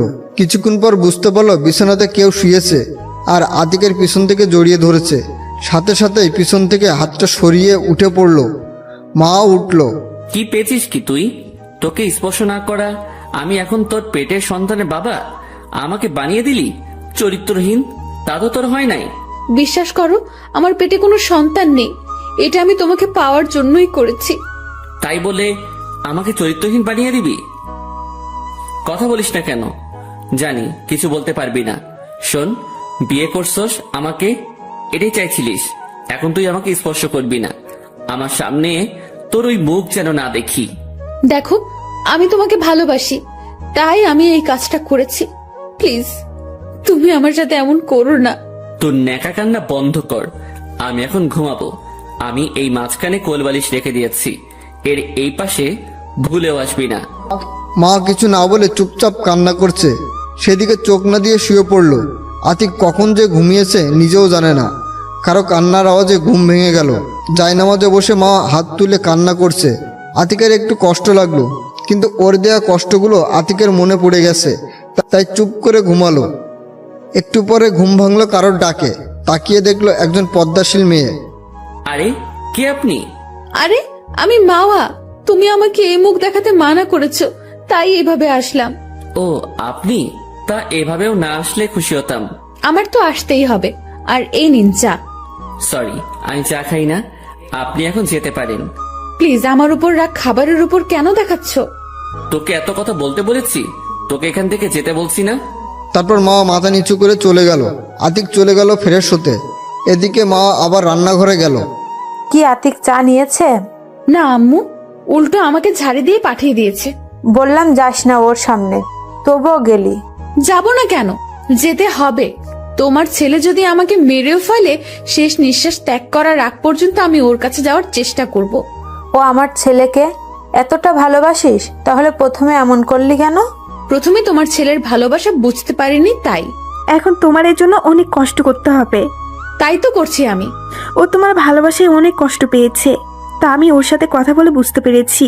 তাই তোমাকে ওর ভালোবাসা পেতে হলে অনেক কষ্ট করতে হবে। আচ্ছা ভাবি, আপনি একটু হেল্প করেন আমাকে। আমি তোমার সাথে সব সময় আছি। থ্যাঙ্কস ভাবি। ওয়েলকাম। তবে আমার দেবরটাকে কষ্ট দিতে পারবে না কখনো। হয়েছে, তোদের এদিকে রান্না হয়ে গেছে, এখন এগুলো খাবার টেবিলে নিয়ে যা। আরে, আমাদের তো খেয়ালই নেই। খাও দাও। মা, আমাকেও দিন। আপনি আমাকে রান্নায় সাহায্য করতে দেননি। ও তুই আমাকে আপনি করে বলছিস কেন? তোরা আমার মেয়ে, তাই সবসময় আমাকে আম্মু ডাকবি এবং তুমি করে কথা বলবি। আচ্ছা আম্মু। তারপর দুজনে খাবার টেবিলে খাবার নিয়ে গেল। ওদের খাবার নেওয়া দেখে বাবা আর ভায়া খাবার টেবিলে চলে আসলো। এদিকে আতিক ওয়াশরুম থেকে বের হয়ে কিছুক্ষণ ফোন টিপলো। তারপর রেডি হয়ে নিচেই বের হলো কলেজে যাওয়ার জন্য। ও, তুমি এসে পড়েছো? আমি এক্ষুনি ডাকতে যাচ্ছিলাম। আতিক কিছু না বলে হাঁটা ধরলো। ওই দাঁড়া। বলো। কোথায় যাচ্ছিস এখন? কলেজে যাব, কাজ আছে। আজকে তোর কলেজে যাওয়ার দরকার নেই। আজকে নিজুমদের বাসায় যাব। তুই আর মাওয়া আমাদের সাথে যাবি, আর তারপর এসে আমি আর নিজুম মাওয়াদের বাসায় যাব। ভাইয়া, আমার দ্বারা এসব হবে না। মানে? ভাবি, আমি একজন চরিত্রহীন, আর তার সাথে এই বাসার মানুষের একসাথে খাই কি করে? ওইসব বাদ দে বাবা, এখন খেতে আয়। আরে না, আপনারা আমার জন্য গলায় দড়ি দিয়ে মরতে চেয়েছিলেন। বলেই চলে আসলো আতিক। তারপর বের হয়ে বন্ধুদের সাথে এক হয়ে খেতে গেল। এদিকে আতিক চলে যাওয়ার পর, কেন তোমরা ওর সাথে এমন করলে? বলে দিল না ওকে আমরা বিয়েতে আনন্দ করতে দিলে না, আর এমন একটা কাজ করছো যে ঘরের খাবারও খাচ্ছে না। আমি ভাবতেও পারিনি এত কিছু হবে। আমি আর কিছু বলবো না, তোমরা বুঝো। বলেই খাবার টেবিল থেকে উঠে গেল আতিকের ভাই। মা, আজকে আমাদের বাসায় যেতে হবে না, সবকিছু ঠিকঠাক হলেই যাব। আচ্ছা ঠিক আছে। আর ভালো লাগছে না। কি যে শুরু হলো বাড়িতে। আমি তোমাকে মানা করলাম এটা করতে, তবুও তুমি করলে। আমি করেছি, এটা আমিই ঠিক করব। বলেই কিছু না খেয়ে চলে গেল আতিকের মা। তারপর সবাই না খেয়ে চলে গেল। আর মা তো আতিক বের হওয়ার সাথে সাথেই রুমে চলে গেছে। কিছুক্ষণ কেঁদে কলেজে যাওয়ার জন্য বের হলো। তখনই দেখে সবাই একসাথে সোফায় বসে আছে। কোথায় যাচ্ছিস সেভাবে? সকালেও দেখলাম পর্দা করছিস নাকি? এখন থেকে করব। আর এখন কলেজে যাচ্ছি। আজকে যাওয়ার দরকার নেই, কিছুই তো খাওস নাই। থাক, যতদিন তোমার ছেলে বাসার খাবার না খাবে ততদিন আমি খাবো না। এতে যদি মরে যাই তো যাব। শুধু তুই কেন, বাসার কেউই খাবে না এখন থেকে। আচ্ছা, আমি কলেজে যাচ্ছি। আচ্ছা যাও, দেখো আমার দেবরটার মন জয় করতে পারো কিনা। সেজন্যই তো যাচ্ছি। এদিকে আতিকরা খাবার খেয়ে কলেজে গেল। কলেজে গিয়ে সবাই এক জায়গায় বসে আড্ডা দিচ্ছিল। দোষ, দেখ এই কলেজে প্রথম কাউকে বোরকা পরা এত সুন্দর একটা মেয়ে দেখছি। শালা মুনার কাছে বলা লাগবে। দেখ দোষ, মেয়েটা এইদিকে আসছে। তো আমি কি করব? এর মধ্যে মেয়েটা এসে আতিকের পাশে বসলো। এ কি, কে আপনি? এখানে বসেছেন কেন? আমি আমার স্বামীর কাছে বসবো না তো কার কাছে বসবো? আতিকের বুঝতে বাকি রইল না এটাকে। সকালের পদ্মার কথা মনে পড়ে গেল। দেখেন, আমি একা আছি, ভালো আছি, আমাকে একটু শান্তিতে থাকতে দিন। আমি জানি তুমি ভালো নেই, আর তুমি আমাকে ছাড়া একদম ভালো থাকতে পারবে না। চুপ হয়ে গেলেন কেন? বলেন, সমস্যা নেই, ও কিছু বলতে পারবে না। তারপর আতিকের দিকে তাকাতেই দেখে আতিক নেই। দূরে তাকিয়ে দেখে আতিক হাঁটছে। তখনই মা উঠে দৌড় দিয়ে আতিকের পিছন থেকে জড়িয়ে ধরলো।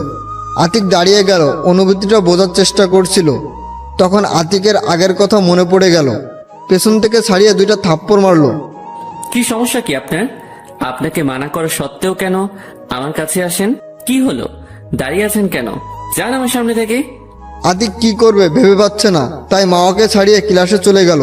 দোস্ত, তোর হাতে রক্ত। আতিক হাতের দিকে তাকিয়ে দেখে সত্যিই রক্ত। তুই কিন্তু এখন বেশি বেশি করছিস। আমি কি করেছি? ওকে আমার কাছে আসতে মানা করি, তবু আসে কেন? তাই বলে এভাবে করবি?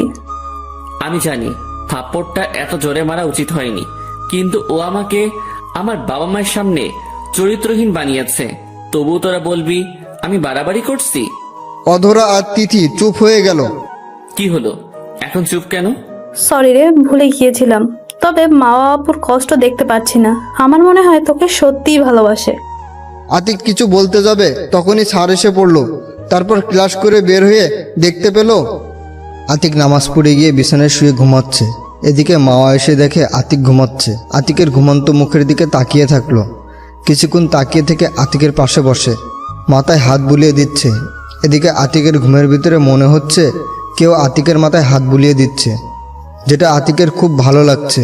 কে আতিকের মাথায় হাত বুলাচ্ছে সেটা দেখতে চোখ খুলতেই দেখে মাওয়া। আতিক এক ঝটকায় হাত সরিয়ে নিল। কি হয়েছে, এমন করছো কেন? আপনি আমাকে স্পর্শ করার সাহস পেলেন কোথায়? আপনাকে এতবার বলার পরও কেন আপনি আমার সামনে আসেন? তুমি আমাকে মারো, যা ইচ্ছা করো, তবুও তোমার থেকে দূরে থাকতে বলো না প্লিজ। আতিক কিছু বলতে যাবে তখনই ভাবি রুমে আসলো। তাতে আতিক থেমে গেল। কি, তোমাদের সব গোছানো শেষ হয়েছে? ভাবি, সব গুছিয়ে নিয়েছি। ও, তাহলে তো ভালোই। এখন চলো, খেতে চলো, মা খেতে ডাকছে। আচ্ছা ভাবি, চলুন আগে খেয়ে আসি, তারপর রেডি হয়ে বের হব। আচ্ছা চলো। তারপর মা পর্দা করে বের হলো এবং খাবার টেবিলে খাবার সাফ করে দিতে লাগলো। কি হলো মাওয়া, তুমি বসছো না কেন? আসলে বাবা, এখানে খাবার খেতে হলে আমার মুখ খুলতে হবে। ও, তাহলে বাবা আপনারা খান। আপনারা খাওয়ার পর আমি মাও খেয়ে নিব। আচ্ছা ঠিক আছে। তারপর আর কোনো কথা হলো না। আতিক খেয়ে উঠল। তারপর মা আর আতিকের ভাবি খেলো। আতিক রুমে ছিল। রুমে গিয়ে ফ্রেশ হয়ে বের হলো রেডি হওয়ার জন্য। বের হয়ে দেখে মা শাড়ি পরেছে, আর সাথে সাথে মা আতিকের দিকে ঘুরলো। সরি, আমি বুঝতে পারিনি আপনি শাড়ি চেঞ্জ করছেন। বলে আবার ওয়াশরুমে ঢুকলো আতিক। আরে আরে, আমি কি তোমায় কিছু বলেছি? এমন ভাব করছে যেন কিছু পর স্ত্রীর শরীর দেখছে। আতিক না শুনে চলে গিয়েছিল। কিছুক্ষণ পর এই যে আমার হয়ে গেছে, এখন তুমি বের হতে পারো। আতিক বের হয়ে ওর দিকে তাকালো। আকাশি কালারের শাড়িতে ওকে অনেক সুন্দর লাগছিল। ইচ্ছে করছিল তাকিয়ে থাকতে, কিন্তু আবার কি যেন মনে করে তাকালো না আতিক। তারপর আতিক একটা নীল শার্ট পরে রেডি হলো। তারপর মাওয়া নীল শার্ট পরতে দেখে ও একটা নীল বোরকা পরেছে। তারপর আতিক হাতে ব্যাগ নিয়ে নিচে আসলো। নিচে এসে দেখে ভাবি আর ভাইয়া রেডি হয়ে নিচে বসে আছে। আয়, তোদের জন্য অপেক্ষা করছিলাম। চলো, এসে গেছি। তাড়াতাড়ি চল, 9টায় বাস ছাড়বে। তারপর আতিকের মা বাবা ও আঙ্কেল আন্টিকে বলে বের হলো। তারপর রিক্সা নিয়ে বাস স্ট্যান্ডে গেল আর বাসের টিকিট বুকিং করে সিটে বসলো। আতিক বসার আগে মা জানালার পাশে বসলো। আতিক কিছু বলল না, আর আতিকের ভাইয়ারা আতিকদের সামনে সিটে বসেছে এবং তার পাশে বসলো। কিছুক্ষণের মধ্যে বাস ছেড়ে দিল। আতিক কানে হেডফোন দিয়ে গান শুনতে শুরু করলো, কিন্তু সেটা বেশিক্ষণ সম্ভব হলো না। মা আতিকের কান থেকে হেডফোন খুলে দিল। কি হলো, হেডফোন খুললেন কেন? হেডফোন খুলবো না তো কি করব? আমি যে তোমার পাশে বসে তাতে তোমার বিন্দুমাত্র আক্ষেপ নেই। শোনেন, আমার উপর রাগ দেখে লাভ নেই। আমি আপনার রাগকে পরোয়া করি না। তা করবে কেন? ফেসবুকে মেয়েরা কমেন্ট করে, গল্পে তারা আছে, আমাকে দিয়ে কি করবে? শুনুন, আমি আপনাকে আগেই বলেছি আপনাকে আমার প্রয়োজন নেই। আর আমার ফেসবুকে আমার গল্প যারা কমেন্ট করে আমি তাদের বোনের মতো সম্মান করি। জানি তো। শোনো, আমার সাথে একটু গল্প করলে কি হয়? দেখো ভাবিরা কত রোমান্টিক ভাবে তাদের ট্রাভেলটা এনজয় করছে। এসব আমার সাথে করতে আসবেন না, ওকে? আমাকে একটু শান্তিতে থাকতে দিন। মা আর কিছু করলো না, শুধু আতিকের দিকে তাকিয়ে আছে আর চিন্তা করছে। এই কি সেই আতিক যে আমার শত অপমান সহ্য করেও আমার পিছু পড়েছিল? এই কি সেই আতিক যে আমার ভালোবাসা পাওয়ার জন্য কত থাপ্পড় খেয়েছে আর এখন আমাকে দেখতেই পারছে না? না, ওর উপর অনেক অত্যাচার করেছি, তাই আমাকে ওর দেওয়া কষ্ট সব সহ্য করতে হবে। এটা ভাবতে ভাবতে কেঁদে দিল মা। এদিকে আতিক গান শোনা অবস্থায় মাওয়ার দিকে তাকাতেই দেখে কাঁদছে। আতিক ভাবতে লাগলো, এতটুকুতেই এই অবস্থা? আর আমাকে কত কষ্ট দিয়েছে। কাঁদো কাঁদো, তোমাকে আরো অনেক কষ্ট সহ্য করতে হবে।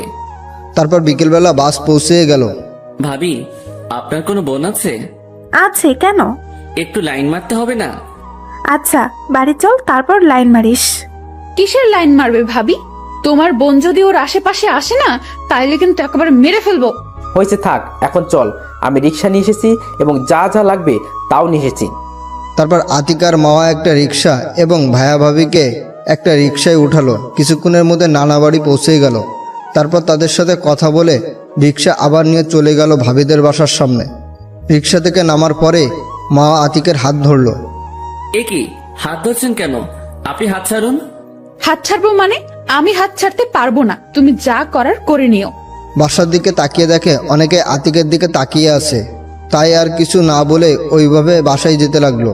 বাসার ভিতরে গিয়ে সবার সাথে কুশল বিনিময় করলো। তখনই দেখে আতিকের দিকে একটা 7 থেকে 8 বছরের মেয়ে দৌড়ে আসলো।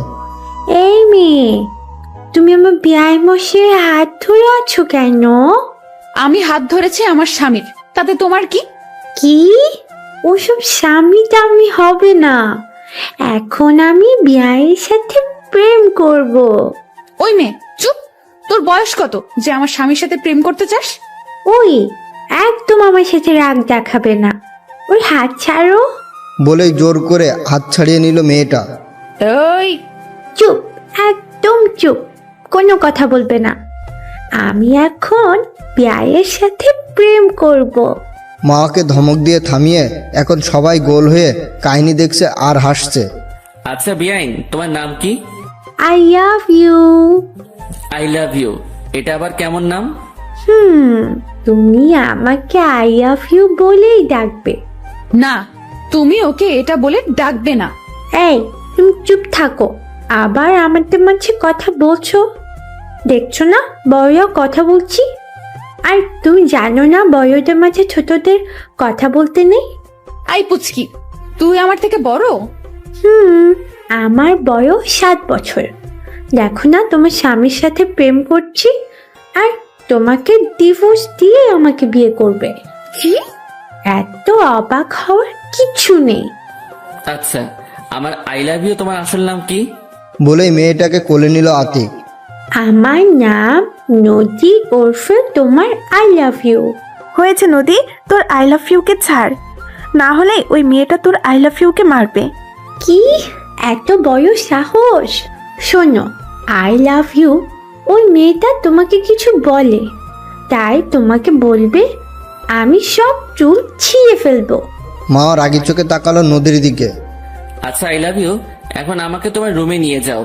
আমি এত দূর জানি করে এসেছি, আমার ক্লান্ত লাগছে। কি বলো এইসব? তাড়াতাড়ি রুমে চলো, তোমার শরীর খারাপ, আমাকে আগে বলবে না? মা রাগি চোখে আতিকের কাহিনী দেখছে। আচ্ছা চলো, আমি তোমাদের রুমে নিয়ে যাচ্ছি। বলে মাকে ইশারায় আসতে বলে হাঁটা ধরলো রুমের দিকে। তারপর আতিক ভাবির পিছনে পিছনে রুমে গেল। সত্যি শরীরটা ক্লান্ত লাগছে তার। আচ্ছা আই লাভ ইউ, এখন আমি একটু ঘুমাবো, তুমি এখন যাও, বিকেলে তোমাকে নিয়ে কালকে ঘুরতে যাব। আচ্ছা তুমি ঘুমাও, আমি তোমার মাথায় হাত বুলিয়ে দিচ্ছি। থাক, তার আর দরকার নেই, তুমি যাও। আচ্ছা ঠিক আছে, যাচ্ছি। আর হ্যাঁ, তোমাকে যেন আমার আই লাভ ইউ এর পাশে না দেখি। মা নিশ্চুপ রাগি চোখে তাকিয়ে আছে। তারপর নদী চলে গেল রুম থেকে। তখন মা আসলো আতিকের কাছে। ওর সাথে এরকম ব্যবহার না করলে হতো না? আমি আমার যা ইচ্ছা তাই করব, সেটা আপনাকে জিজ্ঞাসা করতে হবে না। আচ্ছা, আমাকে বলতে হবে না। তুমি অসুস্থ, শুয়ে পড়ো, আমি মাথায় হাত বুলিয়ে দিচ্ছি। না থাক, তার আর দরকার হবে না, আমি আমার মতো থাকতে পারবো। মা কিছু বলতে যাবে তার আগে আতিকের ভাবে রুমে আসলো, হাতে টেয়েতে কিছু নাস্তা নিয়ে। আতিক, এই শরবতটুকু খেয়ে নাস্তাটা করে নে, শরীর ভালো লাগবে। আরে ভাবি, এসবের কি দরকার ছিল? তুই চুপ থাক। মাওয়া, আয় এখানে বস, তারপর দুজনে নাস্তা কর। আচ্ছা ভাবি। তারপর দুজনে নাস্তা করার পর তাই ফোনটা হাতে নিয়ে বসে ফেসবুকে ঢুকলো আতিক। তারপর কিছুক্ষণ বন্ধুদের সাথে চ্যাটিং করে আইডি লগ আউট করে নিচে গেল আতিক। তখনই মা আতিকের পিছনে নিচে আসলো। আতিককে দেখে নদী দৌড়ে আতিকের কাছে আসলো। I love you. তোমার শরীরটা এখন কেমন আছে? I love you. আমার শরীরটা এখন ভালো আছে। বলে নদীকে কোলে নিল আতিক। তারপর সবাই মিলে কিছুক্ষণ আড্ডা দিল। তবে মার মনটা খারাপ ছিল, কিন্তু আতিক কিছু বলেনি। আড্ডা শেষে ভাবি সবাইকে খাবার টেবিলে নিয়ে গেল। আতিক ভাইয়া, তালুই এবং ভাবির কিছুর আত্মীয় টেবিলে বসেছিল। মা বসেনি, কারণ ভাবির সাথে খাবে। টেবিলে খাবারের দিকে তাকিয়ে তো মাথা নষ্ট হয়ে গেছে। ভালোই হয়েছে, ভাইয়ার সাথে এসে এখন আতিকও জামাইয়ের মতো খেতে পারবে। তারপর সবাই খাওয়া শুরু করলো। আতিক যতই না না করছে, তবুও ভাবি আতিকের খাবার দিয়েই যাচ্ছে। যাই হোক, অনেক কষ্টে খাবার খেলো আতিক। আরে বাবা, এতে এই অবস্থা, কালকে থেকে আরো বেশি কিছু আয়োজন করা হবে। কি বলছেন এসব? তালি, আমি তো কিছু খেয়েছি, আর ভাইয়া তো কিছুই খাচ্ছে না ঠিক মতো। তাই তো হাবিব বাবা, তুমি ঠিক মতন খাও, এত লজ্জা পেতে হবে না, এটা তো তোমারও বাড়ি। জি বাবা। তারপর আতিক আর আতিকের ভাইয়া খাবার শেষ হলো। এরপর দুজনে উঠলো। আতিক ভাইকে বলে রুমে চলে আসলো, আর সেও রুমে গেল। আতিক বিছানায় বসে এফবি চালাচ্ছিল। তখনই নদী আতিকের রুমে আসলো। কি করছো? I love you. এই তো কিছু না, এমনি বসে আছি। ও, আমি কার্টুন দেখবো, আমাকে কার্টুন দেখাও। আচ্ছা আসো, আমি দেখাচ্ছি। তারপর কিছু কার্টুন নামিয়ে দিল আতিক। আতিক পাশে বসে সেগুলো দেখছে। কিছুক্ষণ পর মা আসলো। এই, তুমি এখানে করো কি? যাও, রুমে যাও।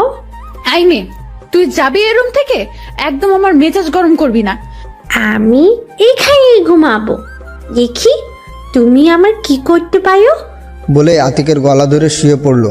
এটা দেখে মা রেগে আগুন। ও আজ পর্যন্ত আতিকের গলা ধরতে পারেনি, আর সেখানে এই পিচ্চি মেয়ে। কি বললি তুই? আর তুই গলা ধরলি কেন? ছাড় বলছি। বলে আতিকের দিকে এগিয়ে আসলো মা। আরে আরে থামুন। না, আমি থামবো না। ওকে তোমার গলা ছাড়তে বলো। আরে আপনি কি পাগল নাকি? ওর মতো বাচ্চা মেয়ের সাথে এরকম ব্যবহার করছেন? আরে নদী, অনেক হয়েছে, এখন আসো। আচ্ছা, আমি আসছি। বলে রুমে চলে গেল নদী। মা তারপর দৌড়ে বিছানার উপর উঠে আতিকের গলা জড়িয়ে ধরল।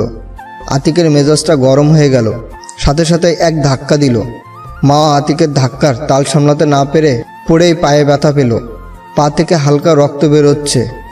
মা উঠে দাঁড়াতে পারছে না, তবুও উঠে ছলছল চোখে আতিকের দিকে তাকালো, যেটা দেখে আতিকের খারাপ লাগলো।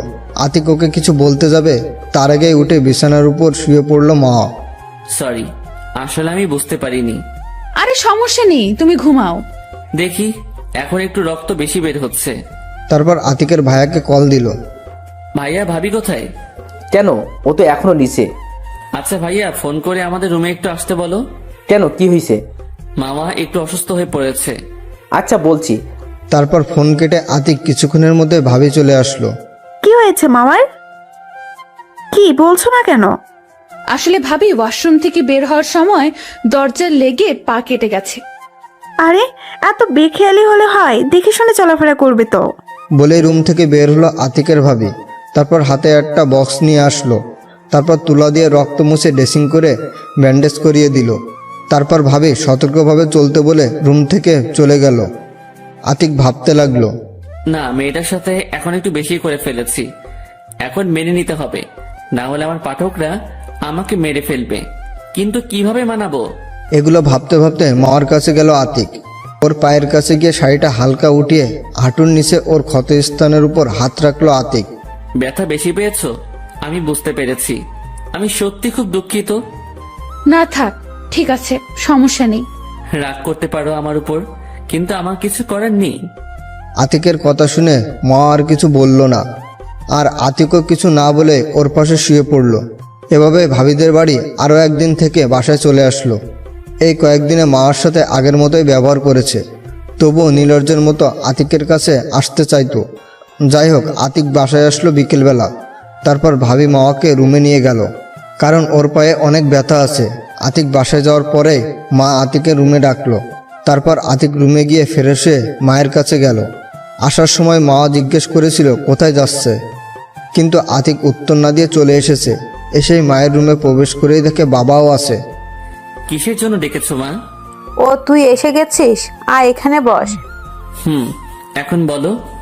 আমি জানি বাবা, মাওয়ার সাথে তোর সম্পর্ক এখনো ঠিক হয়নি এবং ওর পায়ের ব্যথার পিছনে তোরই হাত আছে, হয়তো অনিচ্ছাকৃত। আতিক মাথা নিচু করে দাঁড়িয়ে আছে। শোনো বাবা, আসলে মাওয়া তোমার বউ করার ইচ্ছে ছিল তোর মায়ের, কিন্তু একই মেয়ে মাওয়া তোর সাথে অনেক খারাপ ব্যবহার করেছিল। তবে তোর ভালোবাসা পরে বুঝতে পারে, তবে তুই মেনে নিসনি। তাই মাওয়া আমাদের কাছে এসে অনেক কান্নাকাটি করে, তাই তোর মা প্ল্যান করে তোদের বিয়ে দেয়। মানে এটাই, মাওয়া তোকে এভাবে বিয়ে করতে চায়নি, তবে আমি জোর করে তোদের এভাবে বিয়ে দিই। মাওয়া আমাকে মানা করেছিল, কিন্তু আমি শুনিনি। আতিক তো অবাক, তাহলে মা সম্পূর্ণ নির্দোষ? বাবা, আসলে মাওয়ার কোনো দোষ নেই, তুই ওকে মেনে নে। বাবা, যা দোষ করার আমি করেছি, তুই আমাকে যা শাস্তি দেওয়ার দিতে পারিস। আরে মা, এসব কি বলছো তুমি? যা হওয়ার ভালোই হয়েছে। আমি মাওয়াকে ছাড়া বাঁচতাম নাকি? ওকে বাবা, তুই মেয়েটাকে কষ্ট দিস না আর। আচ্ছা, আমি তাহলে এখন যাই বাবা। আচ্ছা, যা। আতিক যখনই বের হতে যাবে তখনই দেখে আতিকের ভাবি দরজার কাছে দাঁড়ানো। আরে আসতে যা, বউ কেউ নিয়ে যাবে না। তবুও যেতে হবে। শোন, একটু রোমান্টিক ভাবে কাজ করিস। আচ্ছা। বলে রুমের দিকে গেল আতিক। রুমে গিয়ে দেখে মা মন খারাপ করে বসে আছে। আতিক কিভাবে শুরু করবে বুঝতে পারছে না। কি করছো? এখন পায়ে ব্যথা কমেছে? মা ছলছল চোখে আতিকের দিকে অবাক পানে তাকিয়ে আছে। অবাক হবার কিছু নেই, আমার সোনা বউ। বলেই গালে একটা কিস করলো আতিক। মা এবার কেঁদে দিল। আতিক মাকে উঠিয়ে আতিকের কোলে বসালো। কি হয়েছে, কাঁদছো কেন? তুমি এত রোমান্টিক হলে কিভাবে? তুমি তো আমাকে চোখেই দেখতে পারো না। আরে ওটা তো এতদিন ভুল করেছি, তুমি আমাকে ক্ষমা করে দাও। আমি না জেনে তোমাকে কষ্ট দিয়েছি। আরে তোমার ক্ষমা চাওয়ার দরকার নেই, তুমি আমাকে আগের মতো ভালোবাসবা, তাহলেই হবে। আমি কি তোমাকে কম কষ্ট দিয়েছি নাকি? তবে তুমি আমাকে এত ভালোবাসো কেন? আমি তোমার মাঝে আমার জন্য নিঃস্বার্থ ভালোবাসা দেখেছি। তাই? তাই এখন আমাকে একটু আদর করো। আমার কোলে বসে আছো, তারপরও আদর লাগে নাকি? আমার লাগে। তুই আদর করবি নাকি বল। সরি, আমি রেগে তুই বলে ফেলেছি। আচ্ছা, আর বলবে না। আচ্ছা, এখন আদর করো আমাকে। কিভাবে করব? দাঁড়াও, দেখাচ্ছি। বলে আতিকের ঠোঁটের সাথে ঠোঁট মিলে দিল মা। তারপর 2 মিনিট পর ছাড়লো। আরে তুমি এখন অসুস্থ, এখন একটু বিশ্রাম করো। আমি এখন আর অসুস্থ নেই, আমি তোমার কোলে বসে থাকবো। তারপর দুজনে কিছুক্ষণ গল্প করলো, আর নিচ থেকে ডাক আসলো। আতিক, মাওয়াকে নিয়ে নিচে আয় তো একটু। এখন তুমি যাবে কিভাবে? তুমি শুধু আমার হাতটা ধরো, তাহলেই আমি যেতে পারবো। থাক, তার আর দরকার নেই। বলে মাকে কোলে নিল আতিক। আরে করছোটা কি? তোমার কষ্ট হবে। তুমি চুপ থাকো তো। আচ্ছা, চুপ থাকবো, তবে আমার নিকাবটা তো পড়তে দাও। নিচে বাবা ভাইয়েরা তো থাকতে পারে। তারপর মাকে নামিয়ে বিছানায় বসিয়ে নিকাবটা এনে দিল আতিক। সে নিকাবটা পরে নিল। যদি কোনো স্ত্রী পর্দা করে তবে তার স্বামী গর্বিত হয়। যাই হোক, মাকে নিকাব পরিয়ে কোলে তুলে নিল। মা আতিকের গলা জড়িয়ে ধরল, তারপর নিচে গেল। আতিক যখন সিঁড়ি দিয়ে নামছিল তখনই মা নিচে তাকিয়ে দেখে সবাই তাদের দিকে তাকিয়ে আছে, আর সাথে সাথে লজ্জায় আতিকের বুকে মুখ লুকালো। তারপর আতিক নিচে নেমে খাবার টেবিলে গেল। আরে ওকে এখন আনছিস কেন? আমাদের খাওয়া শেষ হলে নিয়ে আসছি। সমস্যা নেই বাবা, আপনারা খান, আমি এখানে খাওয়া শেষ হলে পরে খাবো। আচ্ছা। বাবা, আর একটা কথা ছিল। বলো মা। বাবা, আমি আর কলেজে যাব না, মায়ের সাথে হেল্প করব। এই, আমিও কিন্তু আছি। আচ্ছা তোমরা যা করো সমস্যা নেই। আচ্ছা। আমি আমার টাকা জমিয়েছিলাম, এখন তা দিয়ে আমি একটা কোম্পানি করতে চাই, যেটা এখন হাবিব চালাবে। আমি সাহায্য করব। আর আতিকের লেখাপড়া শেষ হলে আতিকও কাজ করবে, আমি বিশ্রাম নিব। আচ্ছা আব্বা। তারপর সবাই খাওয়া দাওয়া করলো এবং মা খাওয়া শেষে ওকে নিয়ে রুমে গেল আতিক। তারপর ওকে নামালো, আতিকও ওর পাশে শোলো। আমার একটা আবদার রাখবে? বলো। শোনো, তুমি তো কলেজে যাবা, বাসায় তো আমার সিম্পল কাজ, তাই আমার একটা বাবু চাই। আচ্ছা, এখন না নিলে হয় না? না, হয় না। বলে আতিকের উপরে ঝাঁপিয়ে পড়লো মা। তারপর ওদের মিশন কমপ্লিট করলো।